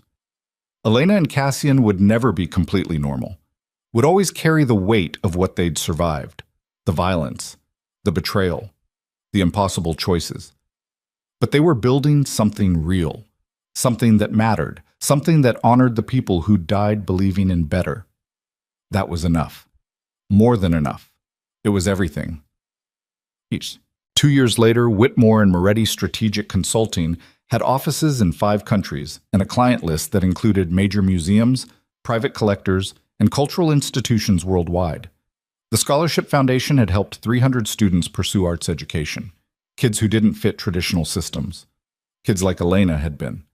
Now they had opportunities she'd never dreamed of. Margaret Whitmore remained in remission, healthy, active, volunteering with the scholarship program and telling anyone who'd listen about her daughter, the successful business owner. The federal investigations into FBI corruption had resulted in 17 convictions. Grace Morrison's legacy was destroyed, her crimes exposed. Justice, incomplete and messy, but real. And Elena and Cassian got married in a small ceremony in the Brooklyn Botanic Garden. Just family, close friends. Marco and the team, Margaret crying happy tears. No media, no spectacle. Just 2 people who'd survived hell promising to build a future together. The reception was held in their apartment. Music, laughter, dancing. At one point, Elena found herself alone on the balcony, looking out at the city that had nearly killed her and somehow became home. Cassian joined her, pulled her close. What are you thinking about? How different everything is. How 2 years ago I was serving coffee and drowning in medical debt. How I walked into your office thinking I'd last maybe a week. Elena turned to face him. I never imagined this. Any of this. Neither did I. I thought I'd spend the rest of my life running criminal operations and pretending I didn't hate what I'd become. Cassian's hand found hers, wedding ring glinting in city lights. Then you destroyed that inkwell and everything changed. Best 5 minutes of my life. Mine too. He kissed her forehead. You ready for what comes next? What comes next? Building this, expanding the business, growing the foundation, maybe eventually having kids who don't grow up in the world we came from. Cassian's voice was soft. Building a legacy that Marco and your father would be proud of. Elena thought about it. About children growing up surrounded by art and education instead of violence. About teaching them that mistakes didn't define you, that broken people could become something better. About building a future that honored the past without repeating it. Yeah, she squeezed his hand. I'm ready. They stood on the balcony while the party continued inside and the city sprawled below and the future stretched ahead in directions neither of them could fully see. It wouldn't be easy, would never be completely safe. They'd both carry trauma. Both have nightmares. Both struggle with the weight of what they'd survived. But they'd survived together. Built something real from ashes. Transformed blood money into scholarships and legitimate business and a life that mattered. That was the victory. Not perfection, not redemption, just two people choosing each other every day and building something better than the worst versions of themselves. Elena Whitmore had walked into Cassian Moretti's office 2 years ago as a desperate barista with an art history degree and no options. She'd walked out as a partner, a wife, a business owner building cultural bridges across continents. More than that, she'd walked out human, real, capable of loving someone deeply flawed because she was just as flawed, and that somehow made it work. The clumsy girl who destroyed a priceless inkwell had become the woman who helped rebuild a man's shattered soul. And Cassian Moretti, the ruthless Sicilian enforcer who'd ruled New York's criminal underworld with ice and violence, had become someone capable of love and vulnerability and building something that didn't require blood to survive. They weren't redeemed, weren't forgiven for the choices they'd made, but they were real. They were together. They were building a future that honored the people who'd believed in better, even when better seemed impossible. And in the end, that was all anyone could ask for. Not a fairy tale. Not a perfect ending. Just two broken people becoming something more than the sum of their damage. Together, always together. The music from inside drifted through open doors, laughter, celebration, life continuing despite everything. Elena pulled Cassian back toward the party, toward their friends, toward the future they'd fought for and nearly died building. As they crossed the threshold, hand in hand, Elena looked back one last time at the city lights. Manhattan glittered like broken glass. Beautiful and deadly, and absolutely indifferent to human suffering. But Elena Whitmore was no longer invisible, no longer desperate, no longer the girl who'd survived on hope and coffee. She was someone who'd looked at monsters and become strong enough to stand beside them, who'd fallen in love with darkness and found light hiding underneath, who'd taken blood money and transformed it into something that mattered. The city didn't care, would never care. But Elena did. Cassian did. And together they were building something that would outlast the violence and the grief and the impossible choices. Something human, something real, something worth surviving for. And that, finally, was enough.